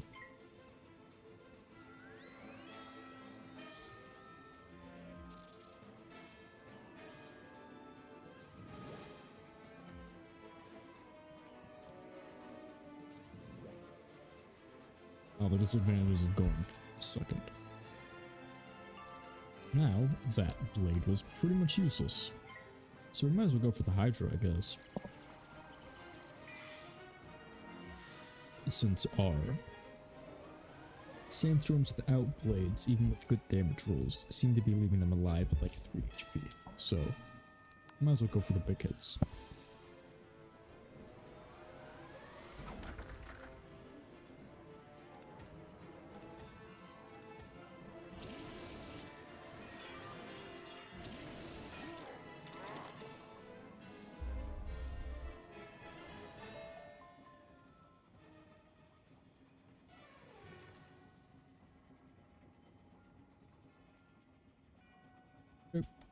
Here we go. Now, The reason we keep seeing these bottles of milk, by the way, is because there's actually a secret boss in here who I think might drop good gear, relatively speaking. A good gear in like the same vein as like this one that we got from Smaugr. Not as good though. It's like the Marleybone design gear, which is, like I mentioned before, the sort of like the tier 2 gear of Marleybone. And with that, okay, so we do have one Sandstorm. This should be able to kill them both, because they have low health. But yeah, beyond oh, never mind, he used a weakness. That was my bad. I should have foreseen that. But yeah, if you fight him, you get to fight him right before Meowyarty, I think, or he's on like an empty floor. That's gonna be coming up, and if you fight him there, I think he maybe drops gear. Again, it's like the same general gimmick I've been mentioning this whole time that Marleybone kind of was going for, where it has like a lot more interactivity in the dungeons. Yeah, generally speaking, he's pretty tedious to solo, so I'm not gonna bother with him. And even if he does drop decent gear, like relative to the level of Marleybone, the issue is that it's completely useless now, so yeah. I've always been of the opinion that the Zeus gear, the Waterworks gear, etc., I've always been of the opinion that they were kind of like mistakes.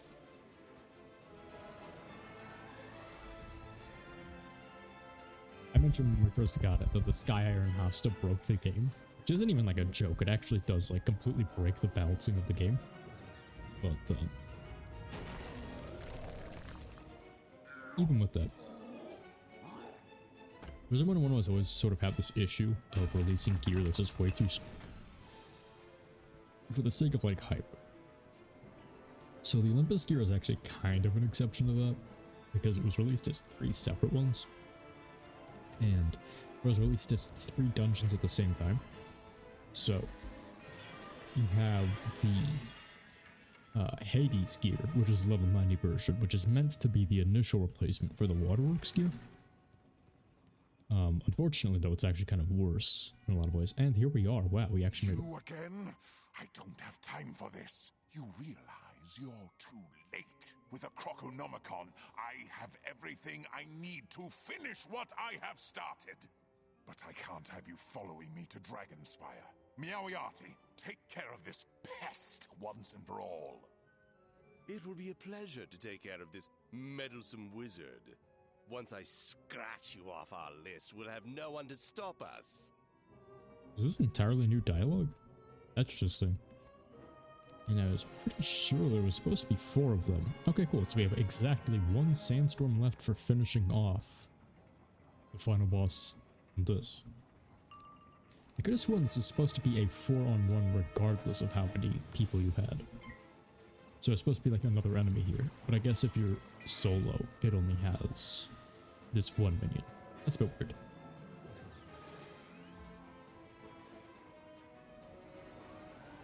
Yeah, Olympus is a little bit of an exception. But when Celestia first released, they released the Waterworks area, and that was sort of the mistake in my opinion. Because Waterworks gear is way too overpowered. But it was the last big piece of like content that we really had at the time. So they released it as sort of a side thing. And the same thing happened with Darkmoor too, where instead of making more good gear for the world, especially since Waterworks gear had replaced everything else, and it was still arguably better than the other new gear, the Hades gear at the time, they decided to just make another super overpowered set of gear to just completely replace it again. And they've been going on that trend basically forever since then.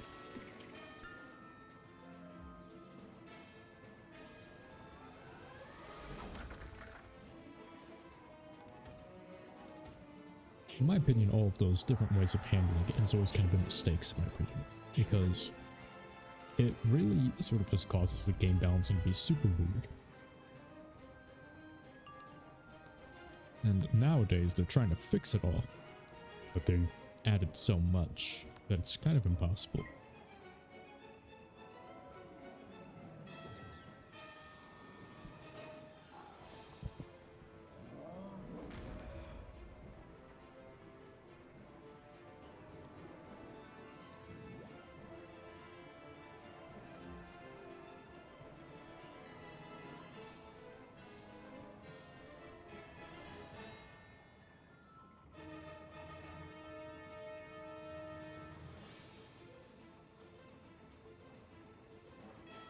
Let's see. So yeah, this should be it. One more judgment to end the world. Of Marleybone, specifically. Not the entire world. Just Marleybone. There we go. Inconceivable! How could a mere child defeat me? Ah, grow complacent, wizard. Malister will avenge me. And there we go. We got nothing. No exalted duels. Nothing good. We got shoes, which aren't even school design gear, so they suck. Yeah, without an exalted duel, we only have the one still, unfortunately. This volume is entitled Marleybone Civil War. Interesting. Tension between the cats and dogs of Marleybone peaked when Cat General Robert E. Leary waged war on all the dogs of Marleybone. The dogs fought back to keep Marleybone from falling into chaos. Dog General Sherman M. Bones defeated the revolting cats and preserved the political stability. Okay, so the last bit of lore we get about Marleybone is about how they apparently had a civil war. Nice. You know, you'd think that cats come from an entirely separate world. Because, I mean, Mirage exists, but apparently that's only like specific kinds of cats. So I don't know. Also, those cats use a QH instead of anything else. Alright, Travis Paulman. Never talked to him. Was kicking out of the dungeon entirely? It did. Okay. So we never actually finished that side quest in there. You've defeated Meowiarty and driven Malister from our fair city. Our thanks to you, wizard. Indeed, our city is most grateful. I hereby dub you honorary detective. You are our city's savior. Thank you from the bottom of our hearts. Cool, so we don't even need a license or anything. Indeed, indeed. You're now a detective. Fantastic work. You should publish an account of the case. If you won't, I will for you. Do visit us again. And feel free to stop by the museum, too.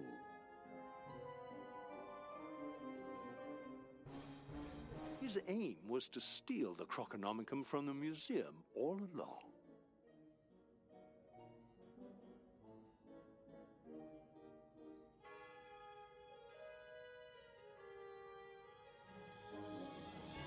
Okay. But yeah. Here we go. Why else would Malister risk freeing Meowiarty but to get past the anti-magic defenses in the museum? You must leave for Wizard City at once and tell Headmaster Ambrose what has transpired here. But yeah. That... Oh, cool. We even get a new spell, too. Greetings, young wizard. I sense it is time for you to take a new step in your learning. Come and speak with me at once. Okay, but yeah. That is Marleybone. Done and over with, basically. Yes. Yes, we did it. We are now officially halfway done with Arcwood. Only 2 worlds left. In the meantime, we have some quests to complete. That Stray Cat one. This stock sound effect was a bit longer than I thought it was. Yeah, it's like 30 seconds. There we go. But yes. We need to first get the Stigmore Station cat. And then we'll be able to turn that in, and then we can head back to Wizard City. I never would have guessed it. You found all the books. They'll be safe with me. Here, take this, with my thanks.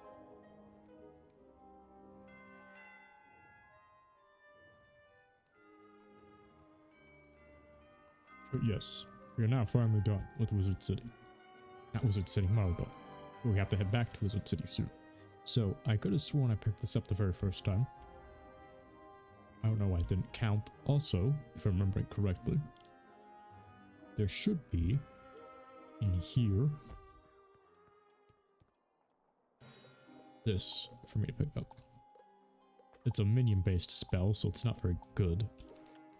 But actually, the thing is, we could summon out our Mandler minion for 3 pips, spend 1 pip sacrificing it immediately, and that gets us back 500 health. So 500 health for 4 pips is actually pretty decent, I'd say.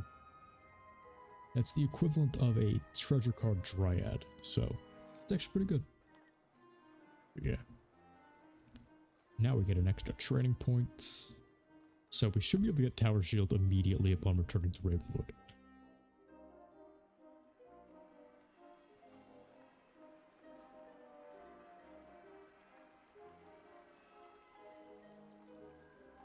And then after that, it'll just be a simple matter of picking up our very first few life spells. Hey, you're quite the cat herder.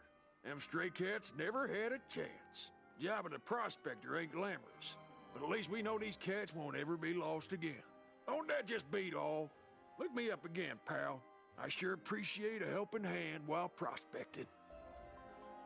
Yep. And that should be it, with the exception of the one we hid because it's broken. And this weird photo quest. After this, it'll be Mushu. We could always do Grizzlheim, of course, but like I mentioned before, that has weird levels involved. So, whether or not we ever end up actually doing it before we get to Dragonspire and finish that will depend. Because I would kind of like to speed through it with Sandstorms and Power Novas, which we don't have the latter. So we might save that for later. Anyways, now we should be able to get Tower Shield. I believe... yeah, we have just enough. Perfect. Not going to be using Tower Shield too much right now. What is this? Oh, these are the Roshambo Spells. Okay, cool, they finally added them. Yeah, this is what I was talking about. The myth ones. Wait, what? Scion of Ice. Oh, right, they made Scion spells specifically for the Roshambo. That's interesting.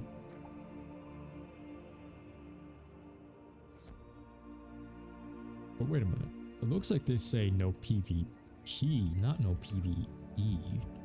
Which there's supposed to be PvP only. That's weird. That's weird. That doesn't make sense. Anyways, we need to take these spells out of our deck so they're not clogging it up. Yes, we finally have our 50% Universal Resist Shield, which, as I mentioned before, is basically worthless, but we could eventually get some usage out of it.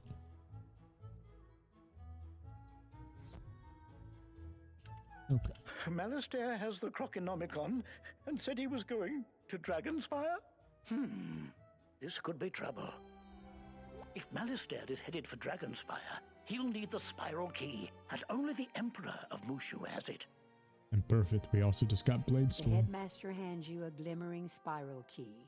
Here, take this Spiral Key and use it to travel to Mushu. When there, you must warn the Emperor not to let the Dragonspire Key out of his sight. The fate of all the worlds is at stake. Yeah, for some reason, only the Emperor of Mushu has a Spiral Key to Dragonspire, apparently, even though a lot of other people do, but that's like a plot point right now. Yes, we finally got our last blade. And by last blade, I don't mean it's the last blade like specifically and always that we're going to be using, but this is basically the last major buff that we're going to be putting on ourselves. It costs 1 pip now, so it's kind of useless to us currently, but that extra 20%, especially whenever we get access to things like sharpens, will be very helpful. So yeah. Next up will be Mushu, but I have drinking a lot of water since we began this, so I'm going to take a quick bathroom break and BRB. I might switch over to something else, but for now, it shall stay on Wizard101.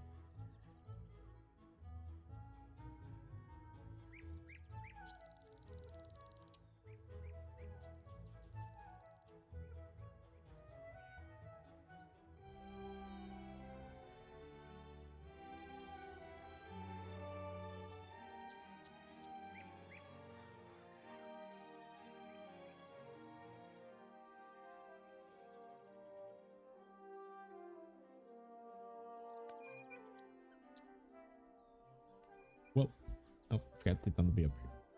Yes. Well, I'm back. And yes. Well, I'm back. What the? Why did it mute itself again? What the? Yeah, I'm not sure why it keeps muting itself. It seems like I think whenever I had to click off for that to take down the BRB when I was pressing W by accident, I think that might have muted it. That might be what's happening. But anyways, yeah, it sounds weird. But yeah, I've decided actually that we're going to cut it off around here, but it's not over yet. We're actually going to go a little bit further because there's actually some stuff I want to do. And there's potentially stuff to look at in Wizard City while we're still here. First off, we're going to go to the bazaar and sell some gear.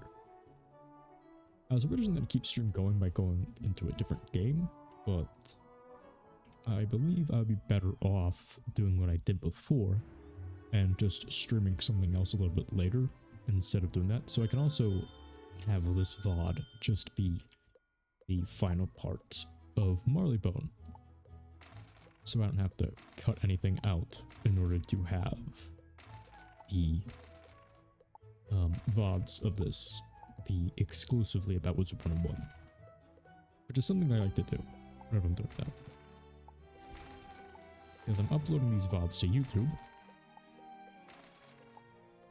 so I'm going to be putting them all in a big playlist where it's just going to be about Wizard101 stuff. And because of that, oh, these are cool looking. What? Yeah, those are good stitch gear. Never mind, we're not going to sell those ones. But yeah, the reason why I went to the bazaar is the same reason why we're actually going to be sticking around for a little bit longer. Because we now have 100,000 gold. Which means we can now buy a house. Castle. Either term you prefer. So I mentioned these before, but these are the houses, basically, that we have access to. They're not the only houses we can buy in Arc 1, so we're actually going to go look at those ones first. Rather than immediately leave, we're just going to go on a little real estate tour really quick and decide if I want to buy any of these houses. Keeping in mind the fact that I am also going to be a shadow wizard, it needs to be appropriately shadowy. It needs to look like... needs to fit my void aesthetic. So, it needs to fit my opinion. So we can actually preview every house in the game. The Wooded Cottage is the perfect starter castle. It offers plenty of space and comfort for the young wizard on a budget. I can give you a tour of all the wonderful features, or you can feel free to explore on your own. Yeah, so this is the very first starter castle. It only costs 8,000 gold, and it's actually Follow the pretty winding nostalgic. stone path into the cottage itself. Pay close attention to the fine lawn, charming stone bridge, miniature waterfall, and tranquil stream that define the castle grounds. Yeah, I can always get more castle elixirs and stuff, so this isn't like too big of a deal, which one I buy right now. But yeah, I have a lot of nostalgia for this one. This is what Wizard City actually used to look like, and I think it looks very nice. Yeah, this is what all buildings in Wizard City used to look like.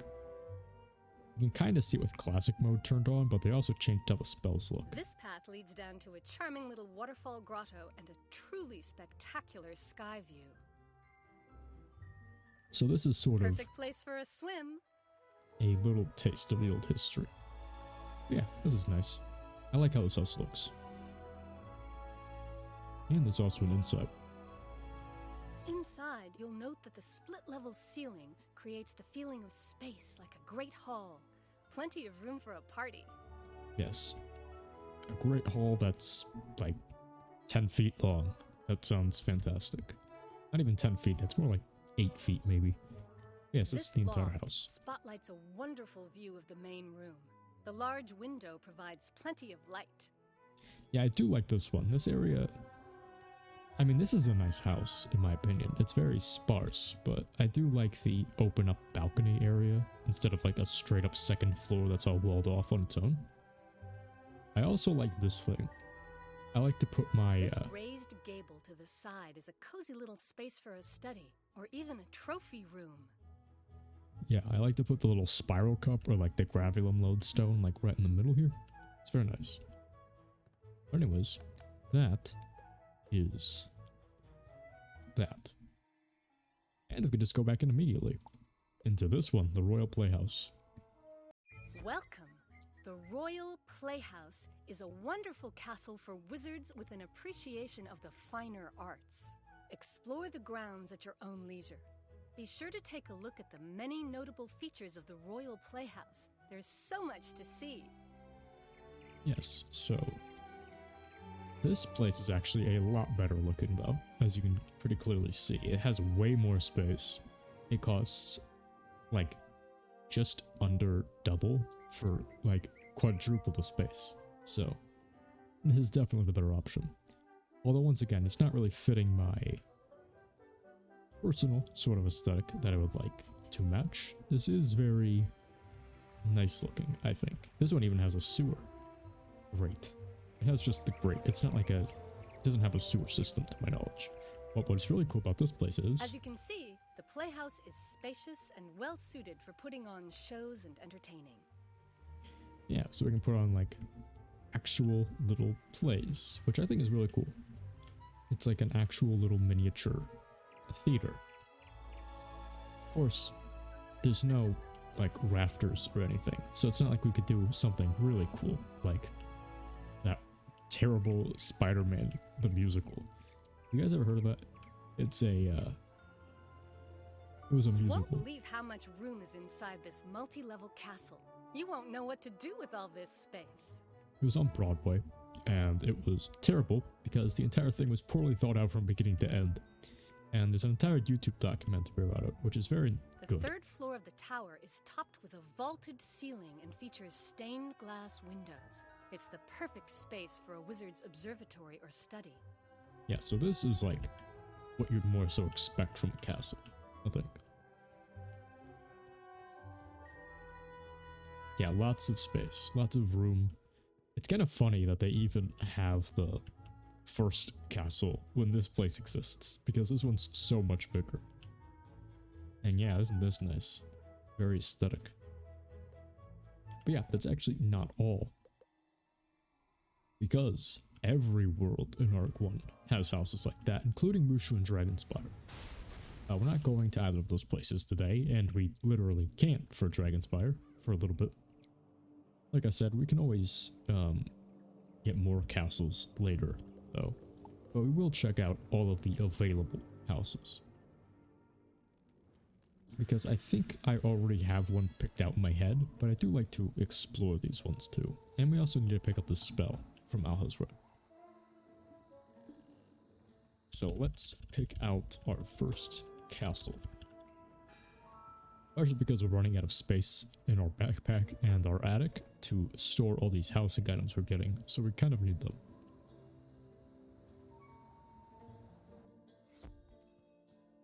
And here we go. We can look at the 2 entire castles for Kragotopia, and each world in Arc 1. The Oasis. I know what you're thinking, but it isn't a welcome. The Oasis Camp is a wonderful castle for the wizard with a taste for the desert and a respect for the ancient world. Yeah, after Arc 1, they sort of switched over to this idea of like crafted houses for the worlds. I know what you're thinking, but it isn't a mirage. It's real, and it can be yours if you'd like. Feel free to explore. Yeah, this is actually probably personally my favorite Spanning house. 4 separate islands, the Oasis Camp features a fine tent home and has a pyramid of your very own to explore and decorate. Yeah, I actually really Here like you this can house. find a cool oasis in the middle of these sun-kissed sands, a perfect antidote for a hot desert day. Yeah, the issue with her is I have no idea how to turn her off and she keeps cutting me off. But anyways, I go say, if I was doing like a pure balance wizard, We like to call this the fixer-upper. You can do what you want with it. Think of it as a blank canvas. thank you, real estate agent.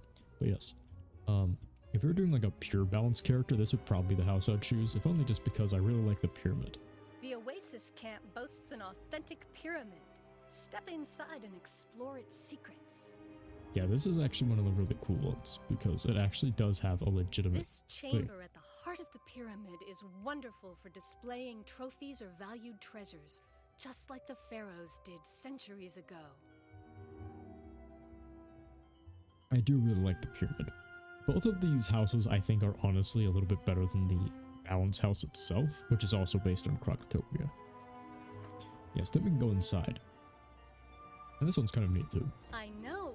It's amazing how much space is inside this tent. The sturdy canvas keeps the sun's heat out, and the raised wooden floor helps cool things down inside. I actually really like the aesthetics of this. You know, you have this weird like little sand section and then you have two separate This rooms. room provides sanctuary against the occasional windstorm. In here, you can live as the nomadic Manders did in times gone by. It's like living in a part of history. Yeah, I really like this house.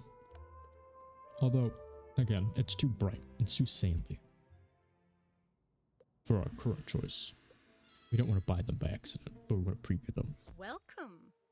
The Desert Villa is the finest the desert has to offer. In this castle, you can live like a pharaoh did in times of old. I can see you're eager to see it all. Why don't you go on and explore the grounds on your own? There's certainly a lot to see. Yeah, so right off the bat, this one looks super cool, right? So I can't even keep track of how many islands the Desert Villa is made of. You'll certainly feel like a pharaoh with this as your domain. yeah, I feel like this one's pretty obviously the cooler one, but I do think I prefer the aesthetics of the pyramid and stuff of the desert camp. And here we have another pool. This pool is fed by a waterfall. That keeps the water fresh, cool, and inviting. Yeah, so this is the really cool one where it has its secret instead of just being a pyramid. It's actually an entire little sanctuary. You've discovered one of the most amazing features of this property, the Waterfall Cavern. Yes, it's very cool. And we can even go up here, and it's like a little spa area. So this is really cool. This underground chamber is the perfect place for a trophy room or a treasure storehouse. Look out at your wonderful desert home from the feet of a Crocosphinx. Yeah, if we could go inside the Crocosphinx or the Crocosphinx itself was the house, I feel like this one would probably be my favorite actually. But since it's just like a random little statue basically, it's not my favorite. And then of course we have just the regular little adobe house. This pleasant courtyard offers a pleasant rest area with stout walls to keep out the desert winds.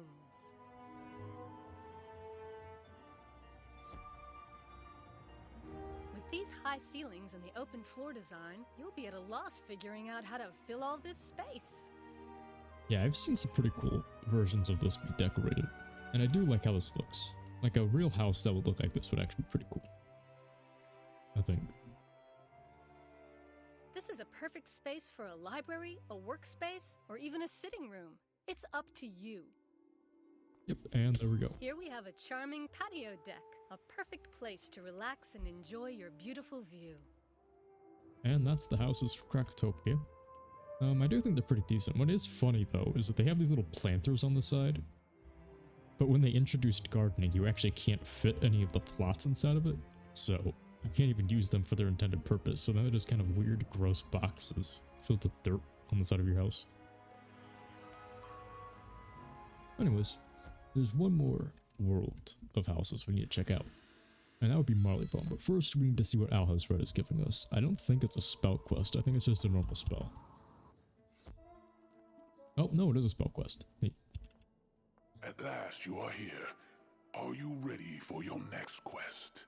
This is for a very powerful spell indeed, but you'll need something first.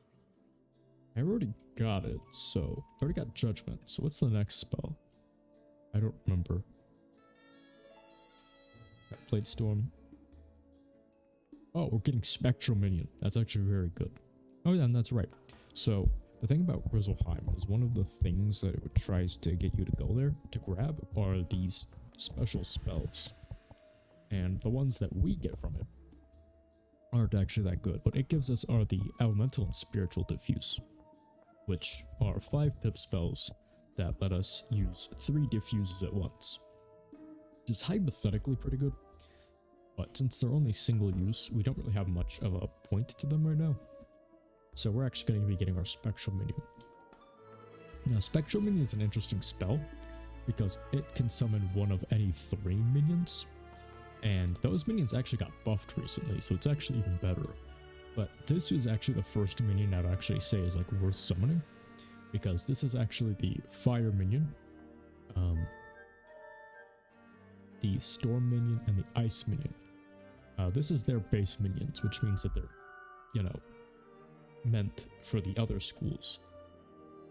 But unlike the Mander minion, who's super weak and has like barely any HP, these guys are actually pretty good. Specifically, the Water Elemental is like super strong, because the Water Elemental has all of the shields now.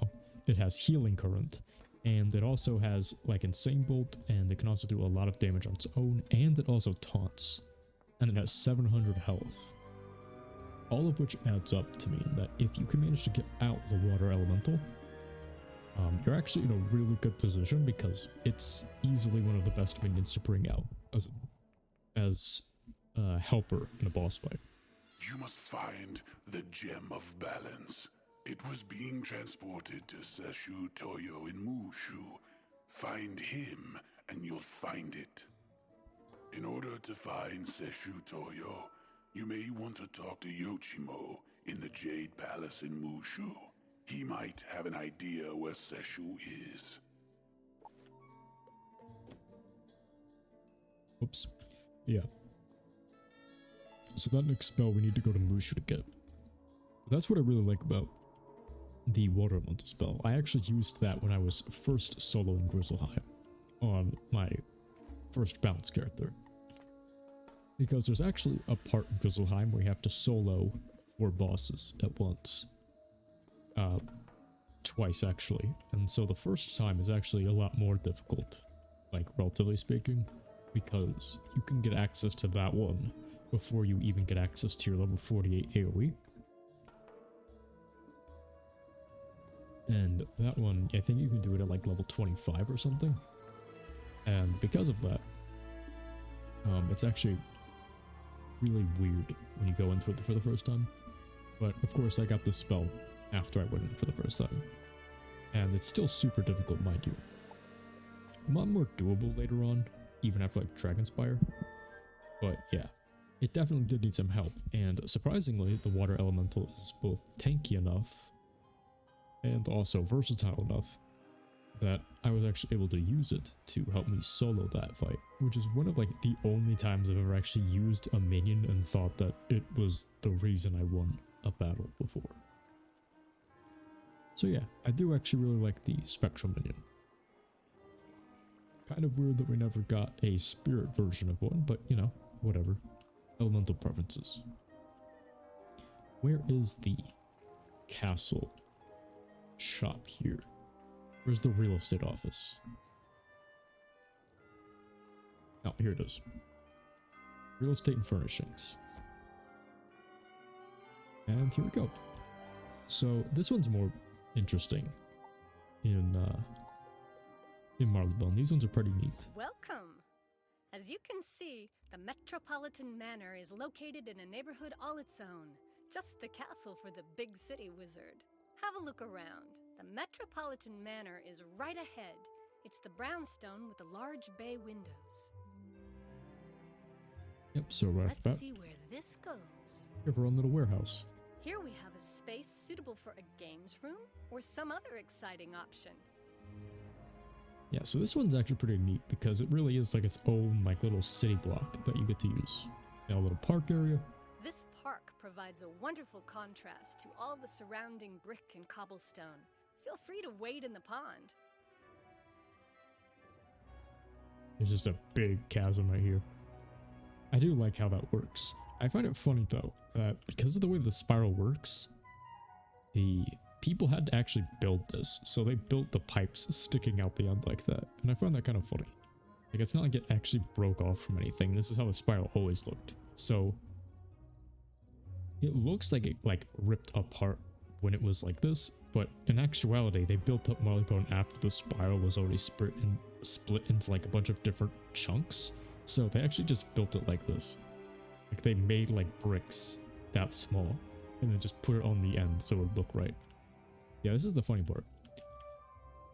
So even in a video game, you don't actually get to own all of the apartments in it either. You actually can't enter here. And I like to imagine that when you buy this castle, there's still like people living in here. You actually are just like buying this one little apartment right here. As you can see, it's a cozy space with an urban charm. This space can serve as a living room, or you can put it to some other use. Man, even in a video game like this, you still can't escape the fact that in a city, the best you can get is like a couple, like less than like 300 square feet. Here we have a gorgeous view of the night sky. Beautiful, isn't it? This is the master bedroom. Plenty of space to suit you. Don't worry, there's very little noise from the street. Yeah, so in terms of the houses we can buy right now, we're pretty much through with the main world ones. There's also the Mushu ones, which are kind of lame, and the Dragonspire ones are super cool. But unfortunately we can't get them yet, and I also don't think they'd fit the aesthetic, so it's not really like we even want to go over them. There's another house hypothetically we could get, but it's basically the same as the Royal Playhouse. Here we have the Royal Estate, an accommodation suited for a king or queen. The property includes the white brick building on the corner and the large glass building to the right. Head on over. Yeah, so again, we don't even own all the buildings in here. This old world brick bridge straddles the river and provides a wonderful spot for sightseeing. Yeah, we get our own little romantic bridge. But, yeah. There's another one that's basically like the Royal Playhouse. It's called the Old Town Apartment, but you can only get access to that if you do team up a bunch of times. And since we can't unlock that, and it's very small and very expensive too, we're just gonna skip over that one. We're not even gonna preview it. Fill this greenhouse with plants to brighten up the place. Yeah, so again, this is sort of a weird thing. This was designed around the idea of using the furniture plants, like... let's see. Oh, I already put them all in my attic.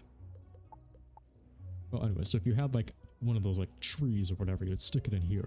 But now there's actual gardening. This is like just wide enough to fit like one or two like medium or small plots. But it's like, would be very awkward looking if you actually put them in here. So that's kind of funny.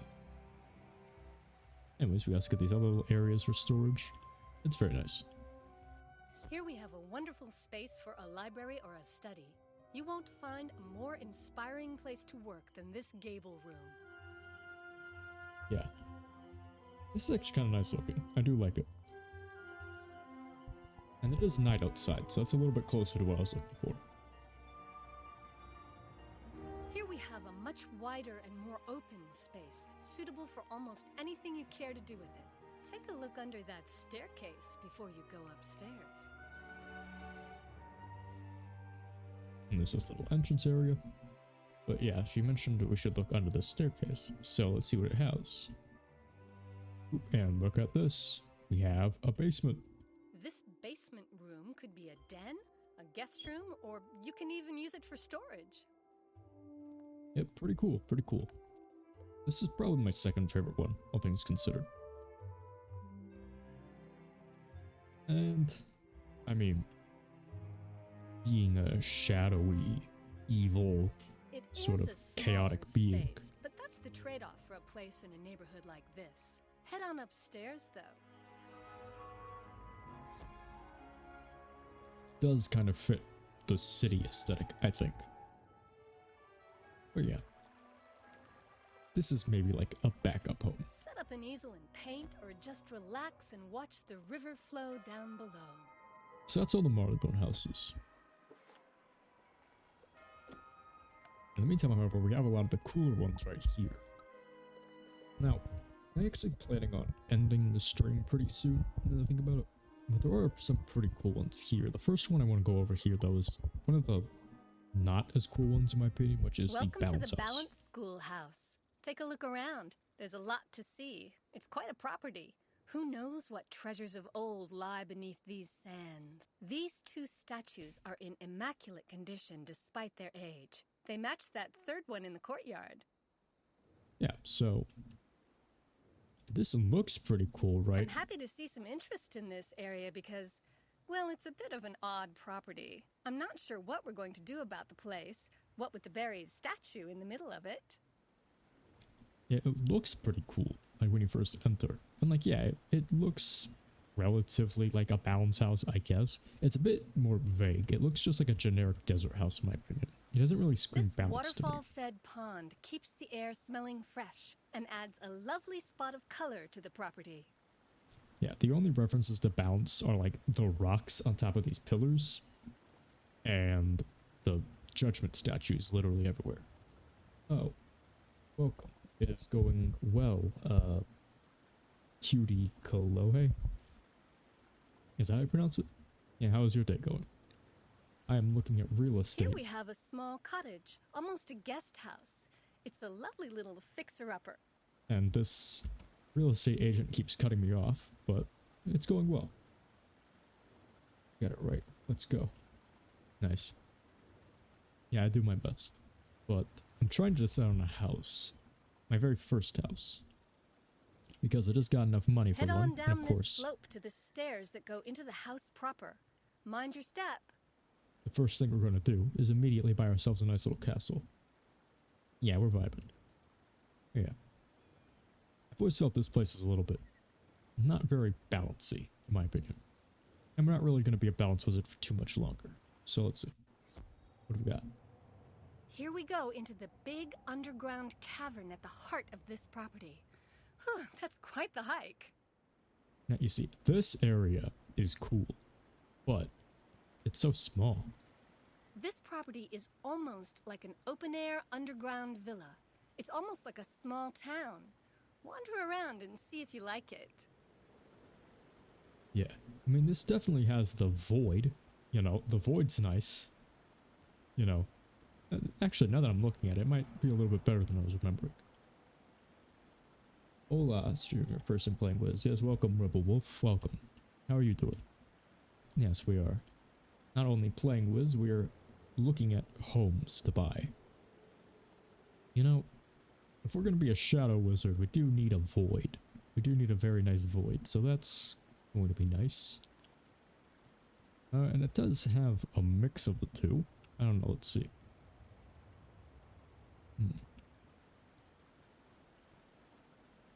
I don't know. I'm kind of... This one's a maybe now. Over, you can wash up here.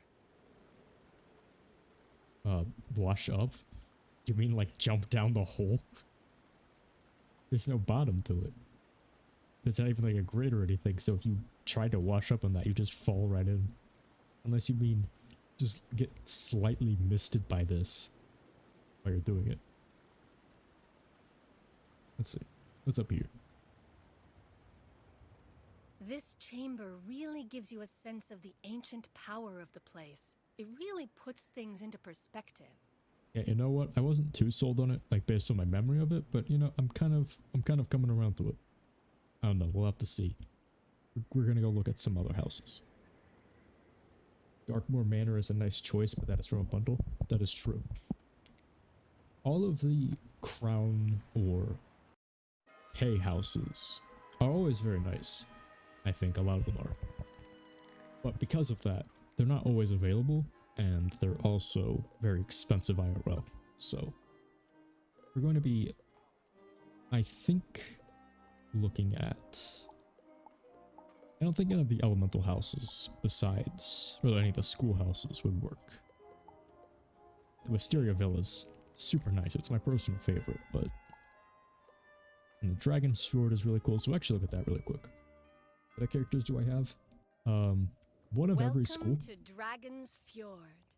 This is an ancient and incredible castle, rich in history and amenities. I hope you like the winter. Ooh, it doesn't get any warmer than this. Yeah, I have one of every character. And I have a few of them up to level 100, but my only current max on this account is a level 140 myth. Head on down that ramp and Rating prepare with the... to be dazzled. Oh, what? Oh, thank you for the raid. Welcome, the Choni Fund. Yes, thank you very much for the raid. I don't have a shout-out command set up, I don't think. Drip check? Yes, thank you. Welcome, welcome. Yes, hi. Wow, that's surprising. Yes, thank you all for joining me. Your very own rainbow. Yes, how are you all doing? It makes my Feel feet good? tingle Yes, whenever thank I you. walk on it. Oh, cool. Your feet tingle. That's interesting lore. That the rainbow makes your feet tingle. Very nice. I don't know, just for that alone, that might be kind of worth looking at this place. You could use this as a walk-in Good stream, freezer. catch some Z's. Oh, have a very good sleep. Is it nighttime for you? Yeah, time zones are a bit weird, as I've come to learn, as I've been on Twitch. Yes, have a very good night. So, the Dragon's Fjord is super cool, I think, because it has a lot of cool little hidden areas like this. So, now you've been up all night? Oh. Yeah, I did a similar thing. I was up until 4 a.m. last night. Actually, up until like 6 a.m. now that I'm thinking about it. I got off stream last night at 4 a.m. But yeah. This is a really cool trophy room, though. Look at this. Look at how cool this is. Yeah, the Dragon's Fjord is a really cool looking place. It's just, it just doesn't fit the aesthetic. Oh, thank you very much for following. Judy Kalohe. Yes, thank you.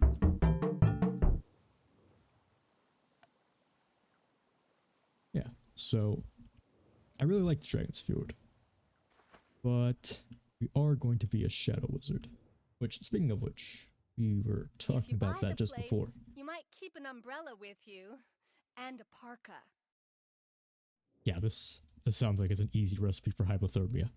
But, yeah, we were talking about it before, the bundle houses. I like the soothing blue of this cave. It's very peaceful, almost like a tunnel through a starry sky. I feel like Darkmoor Manor actually might be the best option if we're talking about the pure aesthetics for a shadow house. This is a wonderful spot to survey the entire fjord. Fjord. I love saying that word. Yeah, I can tell. Thank you. But, yeah, in terms of the bundle houses, it's like a $40 bundle for the single house pretty much, so we'd have to also wait for it to come back. So right now we're probably just going to be buying one of these houses. Oh no, don't blow up my stream, please. No gas, no fire. That's too dangerous. Yeah, this is the Grizzlheim House, basically. I'll see if I can get our contractor to do something about this bridge. I don't think it's very safe. Yeah, I mean, it's only like 3 feet. You could always, like, jump over. I think. It's about the length of my narwhal, actually. It might be a little bit too long to jump. This narwhal is a very good measure of unit of measurement. Step right through those doors and enter a hall fit for kings and queens. Every time I try to say something, she ends up talking before me.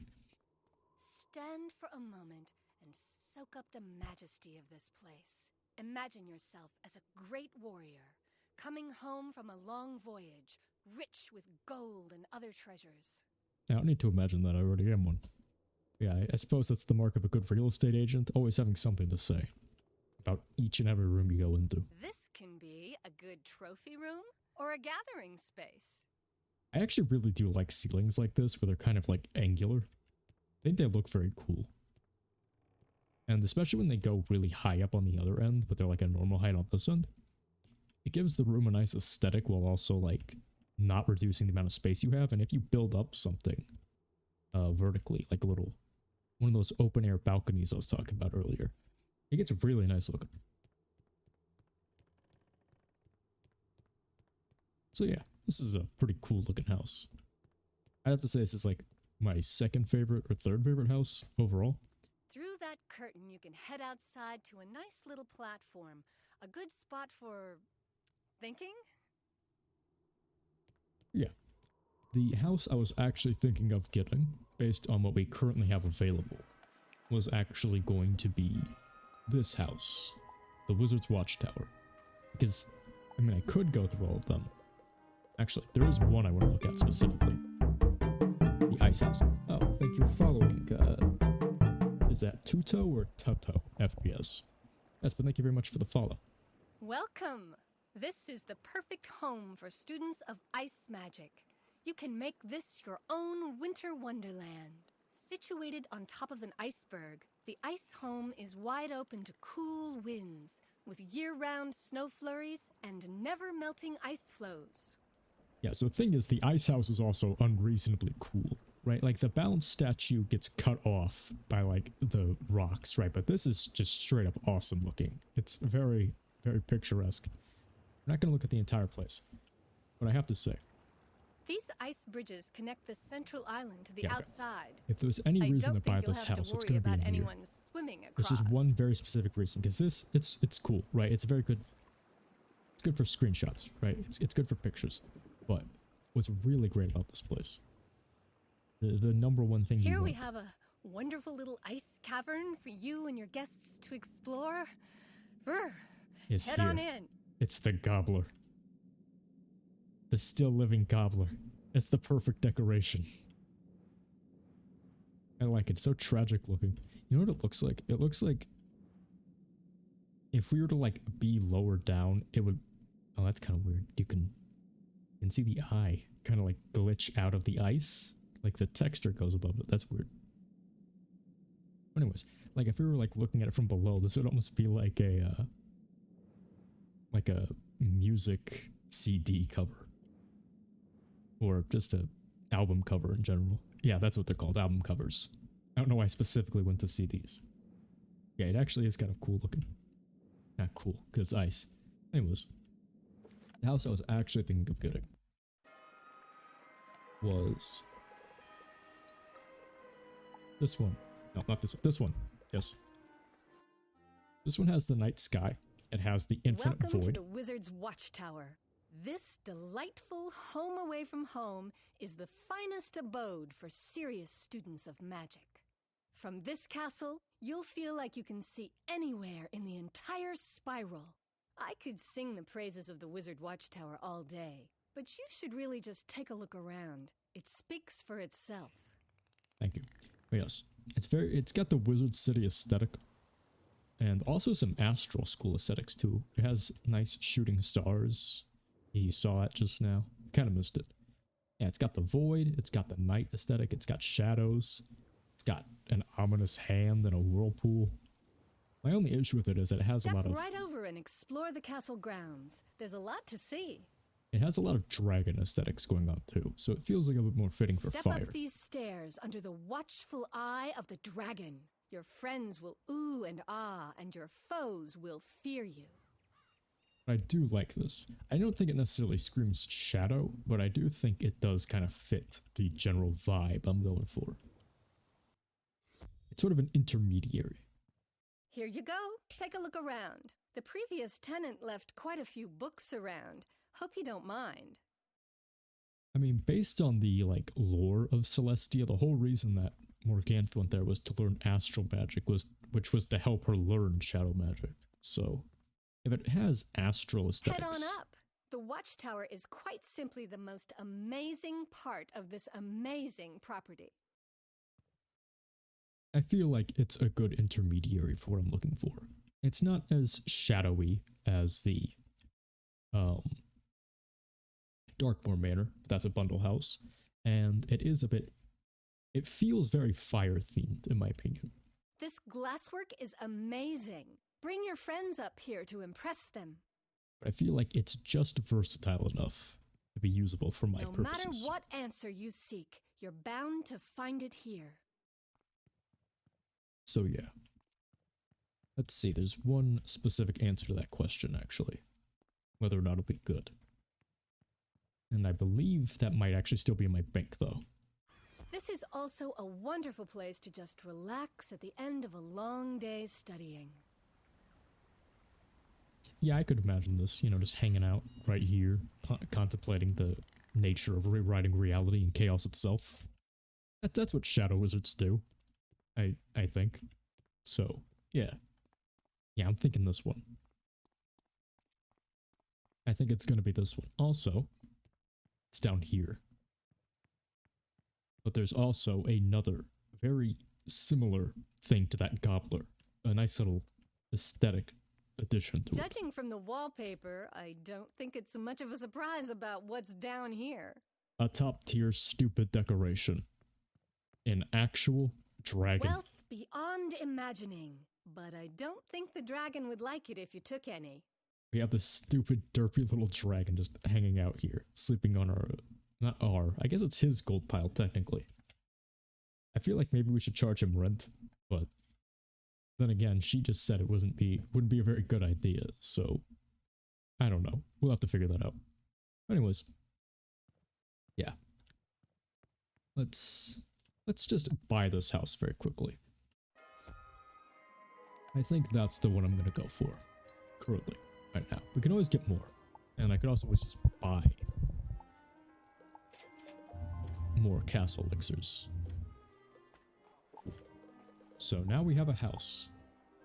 And because of that, we also have access to a spiral door. I mentioned this before, but this means that we can go anywhere way faster. We don't have to teleport to our dorm room and then go back to Bartleby every single time. So yeah, what I wanted to check out was really quick this thing, because I am ending very soon. Let's see, is it in here? It is. Perfect. I was very lucky to get this in time. I needed to see, just to make sure it would look right. There we go. I feel like that fits well enough. We just need the stitch gear for it. Yeah, I feel like this is shadowy enough. Well, anyways. We got our house. We finished Marleybone. We've done some other things. So, thank you very much for the raid, QT Kalohe. And, yeah, I will check out your channel later. But thank you all who also joined. Thank you all for the follows. Oh, thank you, Simfall. I think that's how you pronounce that. Yes. We had a very productive stream today, and I'm very happy that you all came and joined me. So, for that, I hope you all have a very nice day, and I couldn't shout out here, but I will mention this on Twitter. Yeah, so have a good one. You too, Simfall. Everyone have a very nice day, and I will see you tomorrow, or maybe later tonight.